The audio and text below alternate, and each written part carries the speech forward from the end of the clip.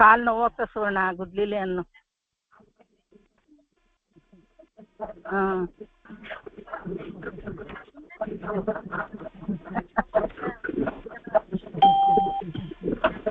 ನಮಸ್ಕಾರ. ಎಲ್ಲರೂ ಕೇಳಿಸುತ್ತಾ?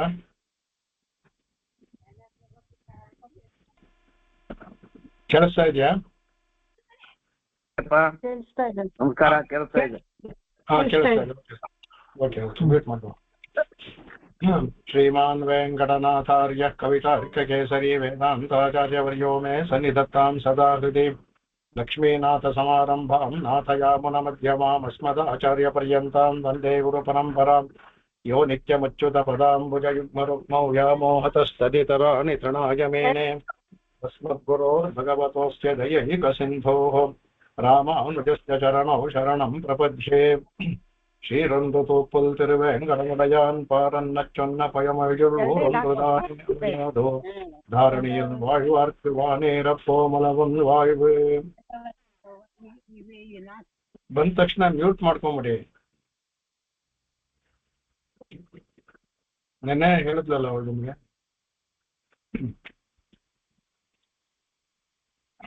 ವಾಮನ ಮತ್ತು ತ್ರಿವಿಕ್ರಮ ಅವತಾರ ಆಯಿತು. ಈಗ 6ನೇ ಅಂಕ, 6ನೇ ತೆರೆ. ಒಂದೊಂದು ನಾಟಕದಲ್ಲಿ ಒಂದೊಂದು ತೆರೆ ಬರುತ್ತೆ. ಇದು 6ನೇ ಅಂಕ, 6ನೇ ಅವತಾರಕ್ಕೆ ಬರ್ತೇವೆ. ಇದು ಬಂದು ಇದು ಪರಶುರಾಮನ ಅವತಾರ. ಜಾಮದಗ್ನಿ ಅಂತ ಇನ್ನೊಂದು, ಜಮದಗ್ನಿ ಮಗನಾದ್ರಿಂದ ಜಾಮದಗ್ನಿ. ಅದೇ ಕ್ರೋಧಾಗ್ನಿ ಜಮದಗ್ನಿ ಪೀಡನ ಭವಂ ಸಂದರ್ಪಯಿಶ್ಚನ್ ಕ್ರಮಾತ್ ಅಕ್ಷತ್ರಾಮಪಿ ಸಂತತಕ್ಷಯ ಇಮಾಂ ತ್ರಿಸಪ್ತ ಕೃತ್ವಃ ಕ್ಷಿತಿಂ ದತ್ವಾ ಕರ್ಮಣಿ ದಕ್ಷಿಣಾಂ ಕ್ವಚನತಾಂ ಆಸ್ಕಂದ್ಯ ಸಿಂಧುಂ ವಸನ್ ಅಬ್ರಹ್ಮಣ್ಯಮಪಾಕರೋತು ಭಗವಾನ್ ಅಬ್ರಹ್ಮಕೀಟಂ ಮುನಿಃ. ಅದ್ಭುತವಾಗಿ ಜಮದಗ್ನಿಯ ಒಂದು ಇದನ್ನ ಬಹಳ ಅದ್ಭುತವಾಗಿ ವರ್ಣಿಸ್ತಾರೆ. ಇದರಲ್ಲಿ ಏನ್ ವಿಶೇಷ ಅಂದ್ರೆ, ಜಮದಗ್ನಿ ಮಾಡಿದ್ದು ಒಂದು ಯಾಗ ಅನ್ನೋ ತರ ಸ್ವಾಮಿ ಇದರಲ್ಲಿ ಹೇಳಿದ್ದಾರೆ.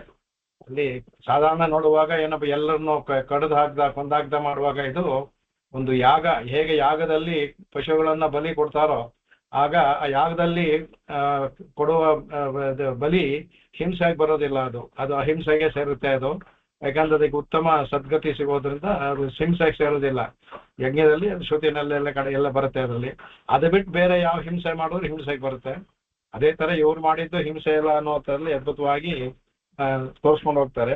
ಮೇಲಿನ ಇದು ಭಾಗವತಕ್ಕೆ ಹೋಗೋದಕ್ಕೆ ಮುಂಚೆ ಶ್ಲೋಕದ ಮೇಲಿನ ಅರ್ಥವನ್ನು ತಿಳ್ಕೊಳ್ಳೋಣ. ಇದರಲ್ಲಿ ಅಂದ್ರೆ ಯಹ ಭಗವಂತ ಅಂದ್ರೆ ಇಲ್ಲಿ ಯಹ ಅಂದ್ರೆ ಯಾರಪ್ಪ ಅಂದ್ರೆ ಜಮದಗ್ನಿ ಪೀಡನ ಭವಂ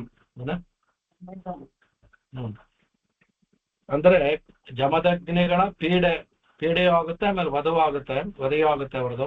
ಜಮದಗ್ನಿಯ ಪೀಡೆಯಿಂದ ತನ್ನ ತಂದೆಯಾದ ಜಮದಗ್ನಿಗೆ ಉಂಟಾದ ಮೊದಲು ಪೀಡೆ ಉಂಟು ಮಾಡ್ತಾನೆ ಅವನು ಕಾರ್ತಿಕೇಯ. ಅವನ ಮಕ್ಕಳು ಅವನ ವಧೆ ಕೂಡ ಮಾಡ್ತಾರೆ. ಹಾಗಾಗಿ ಆ ವಧೆಯಿಂದ ಉಂಟಾದಂತ ಅಗ್ನಿ ಯಾಂತಾಗ್ನಿ, ಕ್ರೋಧಾಗ್ನಿ, ಕೋಪ ಅನ್ನುವ ಅಗ್ನಿ. ಕ್ರೋಧಾಗ್ನಿ ಅಂದ್ರೆ ಕೋಪ ಅನ್ನುವ ಅಗ್ನಿನ ಅದಕ್ಕೆ ಏನ್ ಮಾಡ್ದ ಅವನು ಸಂತರ್ಪಯಿಷ್ಯನ್ನೇ. ಅದಕ್ಕೆ ಅವನು ಇವ್ರನ್ನ ಎಲ್ಲರನ್ನೂ ಕೊಂದು ಆ ರಕ್ತದಿಂದ ತರ್ಪಣ ಮಾಡಂತೆ. ಸಂತರ್ಪಯಿಷ್ಯನ್ನೇ ಅಂದ್ರೆ ಸಮ್ಯಕ್ ತರ್ಪಯಿಷ್ಯನ್ ಅಂದ ಚೆನ್ನಾಗಿ ತರ್ಪಣವನ್ನ ಕೊಡ್ಬೇಕಾದ್ರೆ ಮಾಡ್ತೀವಲ್ಲ, ಅದಕ್ಕೆ ಚೆನ್ನಾಗಿ ನೀರು ಅಗ್ನಿ ಅವನ ಕ್ರೋಧಾಗ್ನಿಗೆ ಈ ತರ್ಪಣ ಅಗ್ನಿಗೆ ಏನ್ ಕೊಡ್ಬೇಕು ಅವನು ಅಂದ್ರೆ ಹವಿಸ್. ಏನಂದ್ರೆ ಈ ಕೆಟ್ಟ ರಾಕ್ಷಸರ ರಕ್ತವೇ ಹವಿಸ್. ಅದಕ್ಕೆ ಅದರಿಂದ ತನ್ನ ಕ್ರೋಧಾಗ್ನಿಗೆ ತೃಪ್ತಿ ಉಂಟಾಯ್ತಂತೆ ಅವನಿಗೆ. ಅವನ ಕ್ರೋಧಾಗ್ನಿ ತೃಪ್ತಿ ಆಗಿದ್ದು ಯಾವಾಗ ಅಂದ್ರೆ ಎಲ್ಲ ಈ ದುಷ್ಟ ಕ್ಷತ್ರಿಯರ ಅವರ ವಧದಿಂದ ಉಂಟಾದ ಆ ರಕ್ತದಿಂದ ಮಾಡಿದ ತರ್ಪಣದಿಂದಾಗಿ ಅವನ ಕ್ರೋಧಕ್ಕೆ ತೃಪ್ತಿ ಆಯ್ತಂತೆ. ಅದಕ್ಕೆ ಕಡೆಗೆ ಅದಕ್ಕೆ ಹೇಗ್ ಮಾಡ್ದ ಇಮಾಂ ಕ್ಷಿತಿಂ ಅನ್ನಂದ್ರೆ ಈ ಇಮಾಮ್ ಅಂದ್ರೆ ಈ ಭೂಮಿಯನ್ನ ಏನ್ ಮಾಡ್ದ ಅವನು ಕ್ರಮಾತ್ ಅಂದ್ರೆ ಒಂದೇ ಅದಕ್ಕೆ. ಆಮೇಲೆ ಅಕ್ಷತ್ರಾಮ್ ಅಂದ್ರೆ ಕ್ಷತ್ರಿಯರು ಇಲ್ಲದೆ ಇದ್ದಾಗ ಮಾಡ್ತೀನಿ ಅಂತ. ಇಲ್ಲಿ ಕ್ಷತ್ರಿಯರು ಇಲ್ಲದೆ ಇದ್ದಾಗ ಸರ್ವವಾಗಿ ಎಲ್ಲಾ ಕ್ಷತ್ರಿಯರನ್ನು ನಾಶ ಮಾಡದಂತಲ್ಲ, ಅದು ಸಾಧಾರಣವಾಗಿ ಹೇಳೋದು. ದುಷ್ಟರಾದ ಕ್ಷತ್ರಿಯರನ್ನು ಮಾತ್ರ, ಅಂದ್ರೆ ಎಲ್ಲರೂ ದುಷ್ಟರಾಗ್ಬಿಟ್ಟಿದ್ರು ತುಂಬಾ. ಹಾಗೆ ಅವನು ಎಲ್ಲರೂ ಮಾಡಿದರೆ ಇವತ್ತು ಕ್ಷತ್ರಿಯ ವಂಶವೇ ಇರ್ತಿರ್ಲಿಲ್ಲ. ದುಷ್ಟರಾದ ಕ್ಷತ್ರಿಯನ ಅಂದ್ರೆ ಅವರ ಈಗ ಜಿಹಾದಿಗಳು ಜಾಸ್ತಿ ಇರೋ ತರ ಅದರಲ್ಲಿ ಅವರ ದುಷ್ಟರಾದ ಕ್ಷತ್ರಿಯರು ಜಾಸ್ತಿ ಇದ್ರಿಂದ ಅಕ್ಷತ್ರ ಅಂತಹ ಕ್ಷತ್ರಿಯರು ಇಲ್ಲದೆ ಇರೋ ತರ ಮಾಡೋದಕ್ಕೋಸ್ಕರ ಏನ್ ಮಾಡಿದ್ರೆ ತ್ರಿಸಪ್ತ ಕೃತ್ವ. ತ್ರಿಸಪ್ತ ಅಂದ್ರೆ 3 × 7 21 ಸಲ ಅವನೇನ್ ಮಾಡ್ತಾನೆ, ಅವನು ಅಭಿಸಂತ ತಕ್ಷ ಅದ್ಭುತವಾದ ಪದ ಹಾಕ್ತಾರೆ. ತಕ್ಷಣ ಅಂದ್ರೆ ಕೆತ್ತೋದು ಅಂತ, ಮರವನ್ನ ಕೆತ್ತೋದೇ ಆಗ್ಲಿ ಇಲ್ಲ ಶಿಲೆಯನ್ನ ಕೆತ್ತೋದಾಗ್ಲಿ, ಹೇಗೆ ಶಿಲ್ಪಿಗಳು ಮತ್ತೆ ಬಡಿಗೆಗಳು ಅದನ್ನ ಕೆತ್ತಿ ಒಂದು ರೂಪವನ್ನು ತರ್ತಾರೆ, ಆ ತರ ಇವರು ಹೇಳ್ತಾರೆ ಅದಕ್ಕೆ ತಕ್ಷಣ. ಅದರಿಂದ ಇವನು ಏನ್ ಮಾಡೋದು, ಚೆನ್ನಾಗಿ ಏನು ಅಭಿಸಂತಕ್ಷ ಅಂದ್ರೆ ಚೆನ್ನಾಗಿ ಕೆತ್ತಿದಂತೆ. ಅಂದ್ರೆ ಅವರಲ್ಲೆಲ್ಲ ಈ ಅಹಂಕಾರ ಮೋಹ ಮದ ಎಲ್ಲ ಸೇರ್ಕೊಂಡಿತ್ತು, ಎಲ್ಲರನ್ನೂ ಇವನು ಅದನ್ನೆಲ್ಲ ಕೊಚ್ಚಿ ತೆಗೆದು ಅದನ್ನ ಒಂದು ಒಳ್ಳೆಯ ಕ್ಷತ್ರಿಯರು ಇರೋ ತರ ಮಾಡ್ದ ಅನ್ಬಿಟ್ಟು ಅಂತ ಹೇಳ್ತಾರೆ. ಚೆನ್ನಾಗಿ ಕೆತ್ತಿದನು ಅಂತ ತಗೋಬಹುದು. ಇಲ್ಲಿ ಎಲ್ಲರನ್ನು ಕತ್ತರಿಸದ್ನಲ್ಲ ಅದು ಕೂಡ ತಗೋಬಹುದು. ಇಲ್ಲಿ ವ್ಯಾಖ್ಯಾನದಲ್ಲಿ ಅರ್ಥದಲ್ಲಿ ಒಳ್ಳೆ ಕ್ಷತ್ರಿಯರನ್ನ ದುಷ್ಟನ್ನೆಲ್ಲ ತೆಗೆದು ಒಳ್ಳೆಯ ಕ್ಷತ್ರಿಯ ಇರೋ ತರ ಮಾಡ್ದ. ಅದಕ್ಕೆ ಅಭಿಸಂತ ತಕ್ಷ ಅಂತ ವೇದದಲ್ಲಿ ಬರೋ ಮಂತ್ರ ತದನ್ನು ಹಾಕಿದ್ದಾರೆ, ವ್ಯಾಖ್ಯಾನದಲ್ಲಿ ನೋಡೋಣ ಅದನ್ನ. ಆತರ ಅವನು ಅದಲ್ದೇನೆ ಮತ್ತೆ ಏನ್ ಮಾಡ್ತಾನೆ ಆಮೇಲೆ ಅಷ್ಟ್ ಮಾಡಿದ್ನಲ್ಲ, ಎಲ್ಲಾ ಭೂಮಿ ತಗೊಂಡು ಏನ್ ಮಾಡ್ದ ಅವನು ಒಂದು ಭೂಮಿಯನ್ನ ಪಡ್ಕೋಬೇಕು ಇಲ್ಲ ತನ್ನ ರಾಜ್ಯಭಾರ ಮಾಡ್ಬೇಕು ಅನ್ನೋ ಆಸೆನಲ್ಲಿ ಮಾಡಿದ್ದಿಲ್ಲ ಅವನು. ಅದರಿಂದ ಏನ್ ಮಾಡ್ದ ಅವನು ಅದನ್ನೇನ್ ಮಾಡ್ತಾನೆ, ಒಂದು ಯಾಗವನ್ನ ಮಾಡ್ತಾನೆ. ಅದಾದ್ಮೇಲೆ ಇವ್ರನ್ನೆಲ್ಲ ಆದ್ಮೇಲೆ ಆ ಯಾಗದಲ್ಲಿ ಏನ್ ಮಾಡ್ತಾನೆ, ದಕ್ಷಿಣ ರೂಪದಲ್ಲಿ ಎಲ್ಲಾರ್ಗೂ ಕೊಡ್ತಾನೆ. ಇದು ಇಲ್ಲಿ ನಮಗ್ ತಿಳಿದಂಗೆ ಕಶ್ಯಪರಿಗೆ ಕೊಟ್ರು ಅಂತ ಹೇಳಿದ್ವಿ. ಕಶ್ಯಪರಿಗೆ ಭೂಮಿಯ ಮಧ್ಯಭಾಗವನ್ನು ಮಾತ್ರ ಕೊಟ್ರ, ದಿಕ್ಕುಗಳೆಲ್ಲ ಬಂದಂತ ಋತುಗಳಿಗೆ ಕೊಡ್ಬೇಕಲ್ಲ, ದಕ್ಷಿಣೆಯಾಗಿ ಎಲ್ಲವನ್ನು ಕೊಡ್ತಾನೆ. ಅದು ವ್ಯಾಖ್ಯಾನದಲ್ಲಿ ನೋಡೋಣ ಅದನ್ನ. ಅದರಿಂದ ದಕ್ಷಿಣೆಯಾಗಿ ಯಾಗದಲ್ಲಿ ಇಲ್ಲಿ ಅದಕ್ಕೆ ಯಾರಿಗೇನು ಸ್ವಾಮಿಯಲ್ಲಿ ಹೇಳಿಲ್ಲ ಮೇಲೆ, ಯಾಕಂದ್ರೆ ಎಷ್ಟು ಜನ ಹೆಸರು ಹೇಳೋದು, ಕಶ್ಯಪರಿಗೆ ಮುಖ್ಯವಾಗಿ ಭೂಭಾಗದ ಮೇಲ್ಭಾಗ ಕೊಟ್ಟ ಅಷ್ಟೇ. ಎಲ್ಲಾ ದಿಕ್ಕುಗಳಿದ ಪರ್ವತಗಳು ಅದು ಇದು ಅದೆಲ್ಲ ಬೇರೆ ಬೇರೆ ಎಲ್ಲರೂ ಕೊಟ್ಟ. ಅದನ್ನ ದಕ್ಷಿಣೆಯ ರೂಪದಲ್ಲಿ ಎಲ್ಲವನ್ನೂ ಕೊಟ್ಬಿಟ್ಟ. ಏನನ್ನ ಸಂಪಾದಿಸಿದ್ನೋ ಎಲ್ಲವನ್ನೂ ಕೊಟ್ಟ.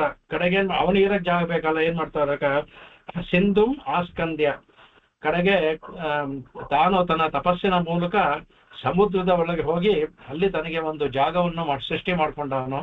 ಯಾಕಂದ್ರೆ ಇದೆಲ್ಲ ಕೊಟ್ಟಿದ್ರಿಂದ ಸಮುದ್ರ ಅವನಿಗೆ ಬಂದಿರೋದಿಲ್ಲ, ಅದಕ್ಕೆ ಸಮುದ್ರದಲ್ಲಿ ಇವತ್ತಿಗೂ ಸಹ ಅಲ್ಲಿದ್ದಾನೆ ಅನ್ಬಿಟ್ಟು ಸಮುದ್ರದಲ್ಲಿ ಒಂದು ಜಾಗವನ್ನು ತಾನೇ ಸೃಷ್ಟಿ ಮಾಡಿಕೊಂಡು ಆಸ್ಕಂದ್ಯ ಅಂದ್ರೆ ವಶಪಡಿಸ್ಕೊಂಡು ವಸನ್ನೇ ವಾಸ ಮಾಡ್ತಾ ಇದ್ದಾನ ಅಂದ್ರೆ ವಾಸಿಸುತ್ತಿರುವನು ಅಂತ ಇಲ್ಲಿ ವರ್ತಮಾನ ಕಾಲವನ್ನು ಹಾಕಿದ್ದಾರೆ. ಅಂದ್ರೆ ಇವತ್ತಿಗೂ ವರ್ತಮಾನ ಕಾಲ, ಸ್ವಾಮಿ ದೇಶನ ಕಾಲಗೂ ವರ್ತಮಾನ ಕಾಲ, ಪ್ರಳಯಾಂತದವರೆಗೂ ವರ್ತಮಾನ ಕಾಲ. ಇಲ್ಲಿ ಪರಶುರಾಮ ಇದ್ದೇ ಇರ್ತಾನೆ, ಅವನು ಬರ್ತಾನೆ.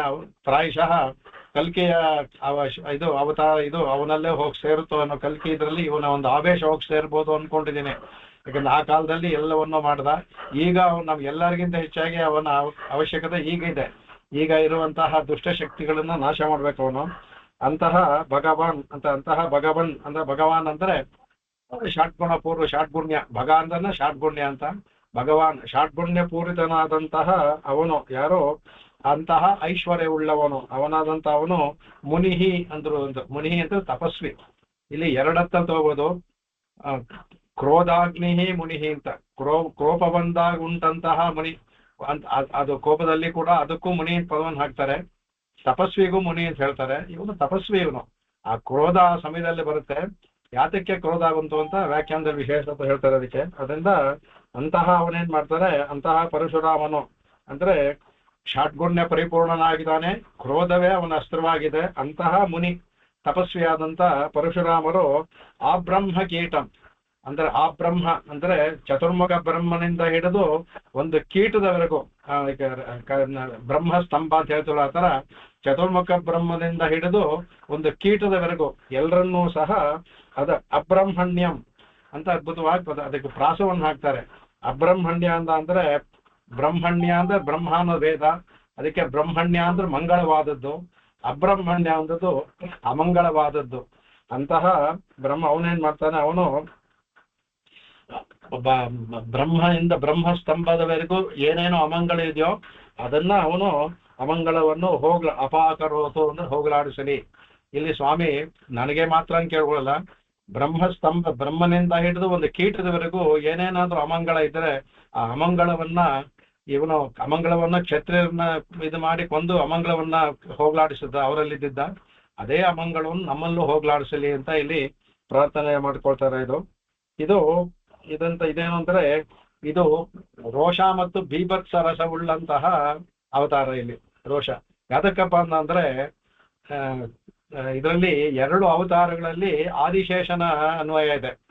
ಒಂದು ಇದು ಇನ್ನು ಮುಂದಿನ ಬಲರಾಮ ಇದರಲ್ಲಿ ಬರುವಾಗ ಇದರಲ್ಲೂ ಸಹ ಆದಿಶೇಷನ ಅಂಶ ಇದೆ. ಆ ರೋಷಕ್ಕೆ ಆದಿಶೇಷನೇ ಕಾರಣ. ಭಗವಂತ ಇಲ್ಲಿ ಶೇಷ ಶೇಷಿ ಇಬ್ರು ಒಟ್ಟಿಗೆ ಇರುವಂತಹ ಅವತಾರ ಇದು. ಅಲ್ಲಿ ಶೇಷನಾಗೋದು ಮುಂದಿನ ಅವತಾರದಲ್ಲಿ. ಶೇಷನಿಗೆ ಶೇಷಿಯೇ ಶೇಷನಾಗ್ತಾನೆ. ಯಾರು ಜಗತ್ತಿಗೆ ಕೃಷ್ಣ ಅವನು ಆದಿಶೇಷನಿಗೆ ಶೇಷಿ ಆಗ್ತಾನೆ ತಮ್ಮನ. ಇದರಿಂದ ಅದರಲ್ಲಿ ಇಲ್ಲಿ ಶೇಷ ಶೇಷಿ ಎರಡು ಅಲ್ಲೂ ಸಹ ಬಲರಾಮನಲ್ಲಿ ಭಗವಂತನ ಒಂದು ಅಂಶ ಸೇರ್ಕೊಂಡಿರುತ್ತೆ ಅವತಾರ ಆಗೋದಕ್ಕೋಸ್ಕರ. ಆದರೆ ಅಲ್ಲಿ ತಮ್ಮನಾದ್ರಿಂದ ಅಣ್ಣನಿಗೆ ಶೇಷನಾಗ್ತಾನೆ ಅವನು. ಅಲ್ಲಿ ಆದಿಶೇಷ ಶೇಷಿ ಆಗ್ತಾನೆ ಅಲ್ಲಿ ಅವತಾರದಲ್ಲಿ. ಇಲ್ಲೂ ಸಹ ಯಾರ್ಯಾರು ಭಕ್ತರೋ ಭಗವಂತ ಶೇಷನಾಗ್ಬಿಡ್ತಾನೆ, ನಮ್ಮನ್ನೇ ಶೇಷಿ ಮಾಡ್ಬಿಡ್ತಾನೆ. ಅದು ಅವನ ಅತ್ಯಂತ ದೊಡ್ಡ ಗುಣ. ಇದರಲ್ಲಿ 2 ಆದಿಶೇಷನ ಅವತಾರ ವಿಷ್ಣುವಿನ ಅಂಶ ಎರಡೂ ಸೇರೋದಿದೆ. ಯಾದಕ್ಕೆ ಆದಿಶೇಷನ ಸೇರಿಸೋದ್ರೆ ಇಲ್ಲಿ ಕ್ರೋಧ ಮುಖ್ಯ. ಆ ಕ್ರೋಧ ಬರ್ಬೇಕಾದ್ರೆ ಲಕ್ಷ್ಮಣಂತರ ಸೀರ್ತಾರ ಅಂತಾರಲ್ಲ ಹಾಗೆ ಆ ಕ್ರೋಧ ಬರಬೇಕು. ಅವನಿಗೆ ತಕ್ಷಣ ಕ್ರೋಧ ಬರುತ್ತೆ ಪರಶುರಾಮನಿಗೆ. ಹಾಗಾಗಿ ಆದಿಶೇಷನ ಅಂಶವನ್ನು ಅಲ್ಲಿ ಸೇರಿಸಿ ಈ 2 ಅವತಾರಗಳಲ್ಲಿ ಶೇಷ ಮತ್ತು ಶೇಷಿಗಳಿದ್ದು ಇದ್ದಾರೆ ಅನ್ಬಿಟ್ಟು ಅಂತ ಅದನ್ನ ಹೇಳ್ತಾರೆ ಕಡೆಗೆ. ಅಂತಂದ್ರೆ ಯಾತಕ್ಕೆ ಅಂದ್ರೆ ಹೇಳ್ತಾರೆ ಅದಕ್ಕೆ ಲೋಕದಲ್ಲಿ ಕ್ಷತ್ರಿಯರು ಏನಪ್ಪಾ ಅಂದ್ರೆ ಎಲ್ಲರನ್ನೂ ಕಾಪಾಡಬೇಕು.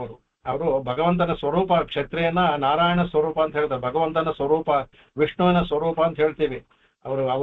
ಅವರ ಅಂಶವಾಗಿರ್ತಾರೆ ಅಂತಾನೆ ಹೇಳ್ತೀವಿ. ಅದಕ್ಕೆ ಭೂದೇವಿ ವರಿಸ್ತಾಳೆ ಅನ್ಬಿಟ್ಟು ಅಂತ. ಯಾಕಂದ್ರೆ ಎಲ್ಲಾ ರಾಜರು ಸಹ ಭಗವಂತನ ಅಂಶವೇ ಆಗಿರ್ತಾರೆ ಅನ್ಬಿಟ್ಟು ಅಂತ. ಹಾಗಾಗಿ ಅವರು ಧರ್ಮದಿಂದ ರಾಜ್ಯ ಪಾಲನೆ ಮಾಡಬೇಕು. ಅದಕ್ಕೆ ಅದನ್ನ ಹೇಳ್ತೆ ಕ್ಷತ್ರಿಯೈರ್ ಧಾರ್ಯತೆ ಶಸ್ತ್ರಂ ನಾರ್ಥ ಶಬ್ದೋ ಭವೇದಿತಿ. ಕ್ಷತ್ರಿಯರು ಶಸ್ತ್ರವನ್ನ ಯಾಕೆ ಧರಿಸ್ತಾರೆ ಅಂದ್ರೆ ಆರ್ಥ ಶಬ್ದ ಬರದೇ ಇರ್ಲಿ ಅಂತ. ಅಂದ್ರೆ ಜನಗಳಲ್ಲಿ ಆರ್ಥ ಶಬ್ದ, ಅಯ್ಯೋ ನನ್ಗೆ ಇದಾಯ್ತು ಅದಾಯ್ತು ಅಂತ ಅವ್ರು ಬಂದಿದ್ ಮಾಡುವಂತ ಆರ್ಥ ಶಬ್ದ ಜನಗಳಲ್ಲಿ ಬರದೇ ಇರ್ಲಿ ಅನ್ಬಿಟ್ಟು ಅಂತ ಕ್ಷತ್ರಿಯರು ಶಸ್ತ್ರವನ್ನು, ಭಗವಂತ ಹೇಗೆ ಅವನಿಗೆ ಶಸ್ತ್ರದ ಅವಶ್ಯಕತೆ ಇಲ್ಲ, ಹೇಗೆ ಎಲ್ಲಾ ಶಸ್ತ್ರವನ್ನು ಇಟ್ಕೊಂಡಿದ್ದಾನೋ ಭಕ್ತರನ್ನ ಕಾಪಾಡೋದಕ್ಕೆ, ಕ್ಷತ್ರಿಯರಿಗೆ ಇಲ್ಲಿ ಒಂದು ಲಿಮಿಟೆಡ್ ಸೆನ್ಸ್ ಅನ್ನೋದು. ಕ್ಷತ್ರಿಯರು ಸಹ ಶಸ್ತ್ರವನ್ನ ಧರಿಸಿರೋದು ಜನಗಳನ್ನ ಅದ್ರ ವಿಶೇಷವಾಗಿ ಬ್ರಾಹ್ಮಣರನ್ನ. ಯಾಕೆಂದ್ರೆ ಬ್ರಾಹ್ಮಣರನ್ನ ಯಾತಕ್ಕೆ ವಿಶೇಷ ಹೇಳ್ತಾರೆ ಅಂದ್ರೆ ಅವ್ರಿಗೆ ಬಾಕಿ ಎಲ್ಲಾ ವಿಷಯದಲ್ಲೂ ಅತ್ಯಂತ ಇದಾದ್ರೂ ಸಹ ಈ ವೀರ್ಯ ಮತ್ತು ಶಕ್ತಿ ವಿಷಯದಲ್ಲಿ ಅವರು ಅಲ್ಪರು. ಯಾಕೆಂದ್ರೆ ಅವರು ಯಾವ ಇದಕ್ಕೂ ಕೆಲವರೆಲ್ಲ ಈಗ ದ್ರೋಣರೆಲ್ಲ ಇದ್ರ ಅಂತ ಕೇಳ್ಬೋದು, ಅದು ಬೇರೆ. ಇದು ಸಾಧಾರಣವಾಗಿ ಅವರು ಯಜ್ಞ ಯಾಗಾದಿಗಳು ಮಾಡಿ ವೇದಾಧ್ಯಯನ ಮಾಡ್ಕೊಂಡು ಧರ್ಮವನ್ನು ಕಾಪಾಡೋದ್ರಿಂದ ಅವರು ಇದಕ್ಕೆ ಹೋಗದೆ ಇರೋದ್ರಿಂದ ಅವರಿಗೆ ಶಕ್ತಿ ಅಲ್ಪವಾಗಿರುತ್ತೆ. ಹಾಗಾಗಿ ಮುಖ್ಯವಾಗಿ ಅವರನ್ನ ಕಾಪಾಡಬೇಕು. ಅದು ಚೆನ್ನಾಗಿ ಹೇಳ್ತಾರೆ ಯಾತಕ್ಕೆ ಬ್ರಾಹ್ಮಣರನ್ನ ಯಾತಕ್ಕೆ ಕಾಪಾಡಬೇಕು ಅಂತ ಶ್ರುತಿ ಹೇಳುತ್ತೆ, ಎಲ್ಲ ಹೇಳುತ್ತೆ ಅನ್ನೋದಕ್ಕೆ ಅಲ್ಲಿ ಸ್ವಾಮಿ ವ್ಯಾಖ್ಯಾನದಲ್ಲಿ ಆ ಪದಗಳನ್ನು ಹಾಕಿ ಅದ್ಭುತವಾಗಿ ತೋರಿಸಿದ್ದಾರೆ. ವ್ಯಾಖ್ಯಾನ ಮುಂದಕ್ಕೆ ನೋಡೋಣ. ಅದು ಇದಾದ್ಮೇಲೆ ಈಗ ಭಾಗವತ ಆದ್ಮೇಲೆ ಅದನ್ನ ಹೇಳ್ತೀನಿ ಕಡೆಗೆ. ಆವಾಗ ಇಲ್ಲಿ ಏನಾಗುತ್ತೆ, ಆ ಕ್ಷತ್ರಿಯರು ಇಲ್ಲಿ ಅವನು ಕಾರ್ತಿವೀರ್ಯಾರ್ಜುನ ಪ್ರಾರಂಭದಲ್ಲೇ ಅವನು ಒಳ್ಳೆಯವನಾಗಿರ್ತಾನ. ಅವನು ಕಾರ್ತಿವೀರ್ಯಾರ್ಜುನ ಅವನು ಒಳ್ಳೆಯವನೇ, ಧರ್ಮಿಷ್ಠ, ಚೆನ್ನಾಗಿ ರಾಜ್ಯಭಾರ ಮಾಡ್ತಾ ಇರ್ತಾನೆ. ಆದ್ರೆ ಅವನು ತಪಸ್ಸನ್ನ ಮಾಡಿ ವೀರ್ಯವನ್ನ ಪಡ್ಕೊಂಡ್ಬಿಡ್ತಾನಲ್ಲ. ವೀರ್ಯವನ್ನ ಪಡ್ಕೊಳ್ಳೋದ್ರೆ ಏನಾಗುತ್ತೆ, ಅವನಿಗೆ ಅಹಂಕಾರ ನೋಡುತ್ತೆ ಅವನಿಗೆ. ಅದರಲ್ಲಿ ನಾವು ಉತ್ತರ ರಾಮಾಯಣ, ಅದು ಭಾಗವತದಲ್ಲೂ ಬರುತ್ತೆ ಅದೇ ಕತೆ. ಉತ್ತರ ರಾಮಾಯಣದಲ್ಲಿ ನೋಡಿದೀವಿ, ಅವನಲ್ಲಿ ರಾವಣ ಬಂದಾಗ ಅಲ್ಲಿ ಅವನು ಲಿಂಗಕ್ಕೆ ನೀರು ಬೇಕು ಅನ್ಬೇಕಾದ್ರೆ ಇವನು ಅಲ್ಲಿ ಮಾಡ್ತಾ ಇರ್ತಾನೆ, ತನ್ನ ಬಾಹುಗಳಿಂದ ನೀರನ್ನು ತಡೆದು ಬಿಡ್ತಾನೆ. ಇವನು ನೀರೇ ಬರ್ಲಿಲ್ಲ ಅಂತ ಏನು ನೋಡ್ಕೊಂಬ ಅಂದ್ರೆ ಕಾರ್ತಿವೀರ್ಯಾರ್ಜುನ ಅವನ್ನ ಹಿಡಿದು ಕಡೆಗೆ ಯುದ್ಧ ಮಾಡಿದಾಗ ಅವನು ತಗೊಂಡೋಗಿ ಬಂದಿ ಸೇನೆಯಲ್ಲಿಟ್ಟು ಎಷ್ಟೋ ವರ್ಷಗಳಾದ್ಮೇಲೆ ಬಿಟ್ಟ ಅಂತ ಕತೆ. ಇದು ಭಾಗವತದಲ್ಲೂ ಅದೇ ಬರುತ್ತೆ. ಆಮೇಲೆ ಏನಾಗುತ್ತೆ, ಎಲ್ಲವೂ ಶಕ್ತಿ ವೀರದಿಂದ ಅಂತ ಅಹಂಕಾರ ಬಂದು ಅವರು ಇವರಿಗೆ ಭರದ್ವಾಜ ಇವರು ಜಮದಗ್ನಿಗಳಿಗೆ ಅವನು ಅವಮಾನ ಮಾಡ್ಬಿಡ್ತಾನೆ. ಅದು ಇದರಲ್ಲಿ ಬರುತ್ತೆ, ಭಾಗವತದಲ್ಲಿ ಬರುತ್ತೆ. ಅದು ನೋಡುವಾಗ ಆವಾಗ ಅವನ ಕಾಮಧೇನುವನ್ನು ಹರಿಸ್ಕೊಂಡು ಹೇಗೆ ವಿಶ್ವಾಮಿತ್ರರು ವಶಿಷ್ಠರಿಂದ ಅಪಹರಿಸ್ಕೊಂಡು ಹೋಗಕ್ ಪ್ರಯತ್ನ ಪಡ್ತಾರೋ ಅದೇ ರೀತಿ ಅಪಹರಿಸ್ಕೊಂಡು ಹೋಗ್ಬಿಡ್ತಾನೆ ಇವನು. ಅದನ್ನ ತಿರುಗಿ ತರಕ್ಕೆ ಪರಶುರಾಮ ಹೋದಾಗ ಅವನಿಗೆ ವಿರುದ್ಧವಾಗಿ ಯುದ್ಧದಲ್ಲಿ ಕಾರ್ತಿವೀರ್ಯಾರ್ಜುನ ಕೊಂದು ಬಿಡ್ತಾನೆ ಅವನು. ಚೆನ್ನಾಗಿ ಭಾಗವತದಲ್ಲಿ ಬರುತ್ತೆ ಕತೆ ಅದು. ಆಗ ಏನಾಗುತ್ತೆ, ಆ ಕೋಪದಲ್ಲಿ ಅವನ ಮಕ್ಕಳು ಏನ್ ಮಾಡ್ತಾರೆ, ಅವ್ರು ಇಲ್ದೇ ಇರೋ ಸಮಯ ನೋಡ್ಕೊಂಡು ಬಂದು ತಪಸ್ ಮಾಡ್ತಾ ಇರುವಂತಹ ಜಮದಗ್ನಿ ತಲೆಯನ್ನೇ ಕಡ್ದು ಬಿಡ್ತಾರೆ ಅವರು. ಆಗ ಅವನು ಕ್ಷತ್ರಿಯರನ್ನ ನಾಶ ಮಾಡ್ಬಿಡ್ತೀನಿ, ಭೂಮಿಲಿ ಇರದ ಶಕ್ತಿರೇ ಇಲ್ಲದೆ ಇದ್ದಾಗ ಮಾಡ್ಬಿಡ್ತೇನೆ, ಅರಾಕ್ಷಸಂ ಕರೋಮಿ ಅಂತ ರಾಮ ಹೇಳ್ದಾಗೆ ಇದರಲ್ಲಿ ರಾಕ್ಷಸರೇ ಇಲ್ಲದೆ ಇದ್ದಾಗ ಮಾಡ್ತಾ ಹೇಳ, ಇವನು ಅಕ್ಷತ್ರಿಯಂ ಕರೋಮಿ ಅಂದ್ಬಿಟ್ಟು ಅದಕ್ಕೆ ಅಕ್ಷತ್ರಾತ್ಮಪಿ ಅಂತ ಹಾಕಿದ್ರು ಸ್ವಾಮಿ ಪದವನ್ನ.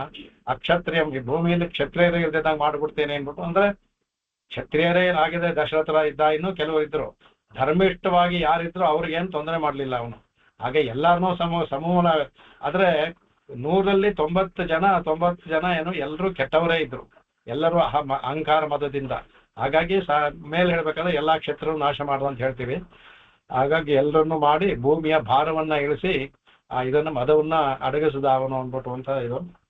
ಹಾಗಾಗಿ ಇವನು ಮಾಡಿದಂತಹದ್ದು ಯಾವುದೂ ಸಹ ಕ್ರೋಧದಿಂದ ಕ್ರೋಧ ಬೇಕು ಮಾಡಿದ್ರು ಸಹ ಯಾವೊಂದು ಸ್ವಾರ್ಥಕ್ಕೂ ಮಾಡಲಿಲ್ಲ ಅವನು, ಲೋಕ ಕಲ್ಯಾಣಕ್ಕಾಗಿ. ಅದು ತಂದೆಯ ಅಂತಹ ಮಹಾ ತಪಸ್ವಿ ಯೋಗಿ ಅಂತ ತಂದೆಯನ್ನ ಕೊಂದ್ರಲ್ಲ ಅದು ಕ್ಷತ್ರಿಯರು ಕಾಪಾಡಬೇಕು. ಅದರಲ್ಲೂ ಬ್ರಾಹ್ಮಣವದೇ ಕೂಡದದು ಅಂತದ್ರಲ್ಲಿ ಅವನ ಮಕ್ಕಳದೆಲ್ಲ ಮಾಡಿದಾರಲ್ಲ, ಅದರಿಂದ ಕ್ರೋಧ ಇದಾಗ್ಬಿಟ್ಟು ಅವನಿಗೆ ಎಲ್ರನ್ನು ಕತ್ತರಿಸಾಕ್ಬಿಡ್ತಾನೆ ಅವನ ಇದರಲ್ಲಿ, ಅವನ ಪರಶುವಿಂದ ಆಗುತ್ತೆ. ಅದು ಮುಂದಕ್ಕೆ ಬರುತ್ತೆ. ಅದನ್ನ ಈಗ ಇದನ್ನ ನೋಡ್ಕೊಂಡು ಒಂದೊಂದು ಇದು ಪದವನ್ನು ಅದ್ಭುತವಾಗಿ ಹಾಕಿದ್ದಾರೆ ಸ್ವಾಮಿ. ಆ ವ್ಯಾಖ್ಯಾನ ನೋಡೋಣ. ಅದಕ್ಕೆ ಮುಂಚೆ ಭಾಗವತದಲ್ಲಿ ಬರುವಂತಹ ಕಥೆಯನ್ನ ನೋಡ್ಕೊಂಡು ಹೋಗೋಣ. ಇದರಲ್ಲಿ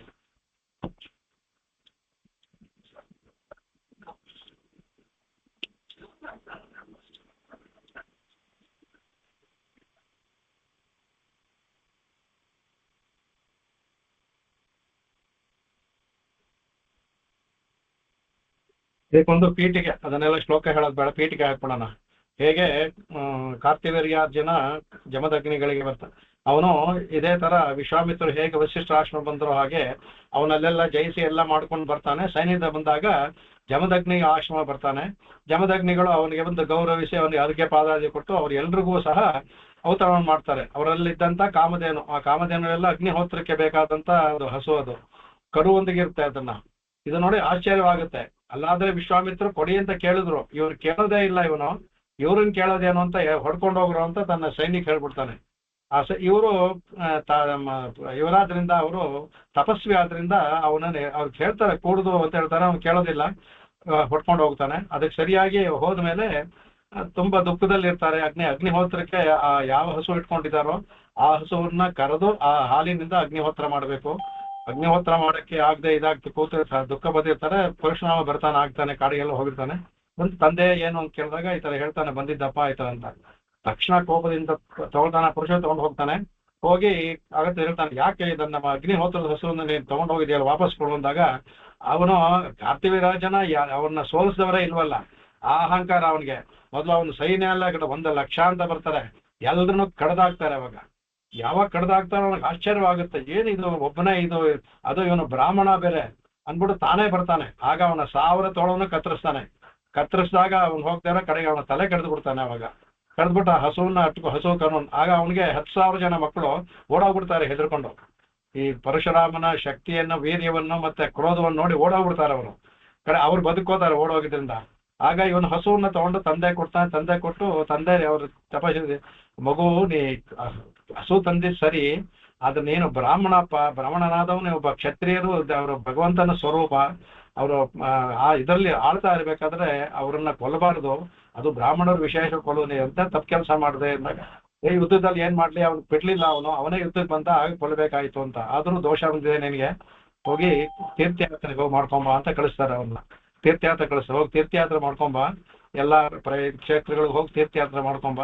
ನಿನ್ನ ಪಾಪವನ್ನು ನೀನು ಬುದ್ಧಿಪೂರ್ವಕವಾಗಿ ಪಾಪ ಮಾಡದೇ ಇದ್ರು ಕೊಂದಿದ್ದು ಇಂದ ಪಾಪ ಅಂಟ್ಕೊಂಡಿರುತ್ತೆ, ಹೋಗಿ ಬಾ ಅಂತ ಹೇಳ್ತಾರೆ. ಅವನ ಹೋಗ್ತಾನೆ. ಇಲ್ಲಿ ಗೂಢಚಾರ ಇಟ್ಟಿರ್ತಾರಲ್ಲ, ಆಗ ಈ ತರ ಪರಶುರಾಮ ಇಲ್ಲ ಅಂತ ಗೊತ್ತಾದಾಗ ಏನ್ ಮಾಡ್ತಾನೆ, ಅವನ ಮಕ್ಕಳು ಓಡೋಗಿರ್ತಾರೆ, 10,000 ಮಕ್ಕಳು ಬರ್ತಾರೆ. ಅವ್ರು ಬಂದ್ಬಿಟ್ಟು ಏನ್ ಮಾಡ್ತಾರೆ, ಇಲ್ಲಿ ಪರಶುರಾಮನ್ನ ಇವನು ತಪಸ್ ಮಾಡ್ತಾ ಇರ್ತಾನೆ, ಅಗ್ನಿಹೋತ್ರ ತಪಸ್ ಮಾಡ್ತಾ ಇರ್ತಾನೆ. ರೇಣುಕಾದೇವಿ ಅವ್ರ ಹೆಂಡತಿ. ಆಗ ರೇಣುಕಾದೇವಿ ಮಾಡಿ ಅವನಿಗೆ ಅಗ್ನಿಹೋತ್ರಕ್ಕೆ ಬೇಕಾಗೆಲ್ಲ ಮಾಡ್ಕೊಡ್ತಾ ಇರ್ತಾಳೆ. ಅಲ್ಲಿಂದ ಬಂದವರೇ ಒಳಗಡೆ ಹಾಗೆ ನುಗ್ಗಿ ತಪಸ್ ಮಾಡ್ತಾರೆ, ಅವನ ತಲೆಯನ್ನ ಕಡ್ದು ಬಿಡ್ತಾರೆ. ಇವಳು ಕೂಕೋತಾಳೆ, ಬೇಡ ಬೇಡ ಬೇಡ, ಎಂತ ಕೆಲಸ ಮಾಡ್ತಿದ್ರೆ, ಬೇಡ ಬೇಡ ಬೇಡ ಅಂದ್ರೆ ಕೇಳೋದೇ ಇಲ್ಲ. ಅವಾಗ ರಾಮ ಅಂತ ಕೂಗ್ತಾಳೆ ಇವಳು. ಅಂದ್ರೆ ಇವನು ಅಷ್ಟರಲ್ಲಿ ಇದಕ್ಕೆ ಹೋಗಿ ಬಂದಿರ್ತಾನೆ, ವಾಪಸ್ಸು ಬಂದ್ಬಿಟ್ಟು ಕಾಡಿಗೆ ಸಮಿತಿಮಿತ್ತರಕ್ಕೆ ಹೋಗಿರ್ತಾನೆ ಅವನು. ಪರಶುರಾಮ ತನ್ನ ತೀರ್ಥಕ್ಷೇತ್ರ ಮುಗಿಸಿ ಬಂದು ಸಮಿತಾದಿತ್ಯ ದಿನ ಅದು ಹೋಗ್ತಾರಲ್ಲ, ಅಣ್ಣಂದು 3 ಜನ, ಇವ್ 4 ಜನ ಹೋಗಿ ಸಮಿತ್ತು ತರಬೇತರ ಕಾಡಿಗೆ ಹೋಗಿರ್ತಾರೆ. ಆ ಕಾಲದಲ್ಲಿ ಎಲ್ಲ ಆವತ್ತು ತರ್ತಾ ಇದ್ರು. ಆಗ ರಾಮ ಅಂತ ಕೂಗಿದಾಗ ಕಿವಿಗೆ ಬಿಡುತ್ತೆ, ಓಡ್ ಬಂದಾಗ ಹೇಳ್ತಾನೆ, ನೋಡ್ತಾನೆ ತಂದೆ ತಲೆ, ಅವನೇನ್ ಮಾಡಿದ್ ತಲೆ ಕತ್ತರಿಸಿ ತಲೆ ಎತ್ಕೊಂಡು ಹೋಗ್ಬಿಡ್ತಾರೆ ಅವ್ರು ಮಕ್ಕಳು. ಬರೀ ರುಂಡ ಮಾತ್ರ ಇರುತ್ತೆ. ಆಕ್ಚುಲಿ ಮುಂಡ ಅಂತ ಹೇಳ್ಬೇಕು ನಾವು, ರುಂಡ ಅಂತ ಹೇಳಿ ರುಂಡ ಎತ್ಕೊಂಡು ಹೋಗ್ತಾರೆ, ಮುಂಡ ಮಾತ್ರ ಇರುತ್ತೆ. ರೂಢಿನಲ್ಲಿ ಹೇಳೋದು ಆತರ. ಆದ್ರೆ ಮುಂಡವನ್ನ ತಗೊಂಡು ಹೋಗಿರ್ತಾನೆ, ರುಂಡ ಇರುತ್ತೆ, ದೇಹ ಮಾತ್ರ ಇರುತ್ತೆ ಅದಕ್ಕೆ. ಅವಾಗ ಕೋಪ ಉನ್ಮದ ಏನಮ್ಮ ಅಂದಾಗ ಈ ತರ ಕಾರ್ತಿವೀರ್ಯಾಜನ ಮಕ್ಳು ಬಂದ್ರು, ಎಷ್ಟೇ ಕೇಳಿಲ್ಲಪ್ಪ ಅಂದ್ಬಿಟ್ಟು ಅವ್ಳು ಹೇಳ್ತಾಳೆ. ಅದು ಅದಕ್ಕೆ ಮುಂದೆ ಇದರಲ್ಲಿ ಬರುತ್ತೆ, ಅದರಲ್ಲಿ ಈ ಭಾಗವತಕ್ಕೆ ವೀರರಾಘವಾಚಾರ್ಯ ಅಂತ ನಾವು ವಿಶಿಷ್ಟಾದ್ವೈತ ಪರವಾಗಿ ವ್ಯಾಖ್ಯಾನ ಮಾಡಿದ್ದಾರೆ. ನಾ ಪುಸ್ತಕ ಹುಡುಕ್ತಾ ಇದ್ದೀನಿ, ನಂಗೆ ಸಿಗ್ತಾ ಇಲ್ಲ ಅದು. ಅವರು ಹೇಳಿದ್ರೆ 21 ಸಲ ಅವಳು ಎದೆನ ಬಡ್ಕೊಂಡ್ಲಂತೆ. ಅವಳು ಅಯ್ಯೋ ಏನಾಯ್ತು ಅಂತ ತನ್ನ ಗಂಡ ಹೋಗಿದ್ವಿ 21 ಸಲ ಎದೆಯನ್ನ ಬಡ್ಕೊಂಡ್ಲಂತೆ. ಅದಕ್ಕೆ 21 ಸಲ ದಂಡಯಾತ್ರೆ ಮಾಡ್ದ ಅಂದ್ಬಿಟ್ಟು ವ್ಯಾಖ್ಯಾನ ಹೇಳಿದ್ದಾರೆ. ಅದು ಆ ತರ ಆ ಬರುವಂತ ಕತೆ ಅದನ್ನ ಅದಕ್ಕೆ ಮೊದಲದೆಲ್ಲ ಅದನ್ನ ಹೇಳ್ತಾರೆ ಕಡೆಗೆ. ಆಮೇಲೆ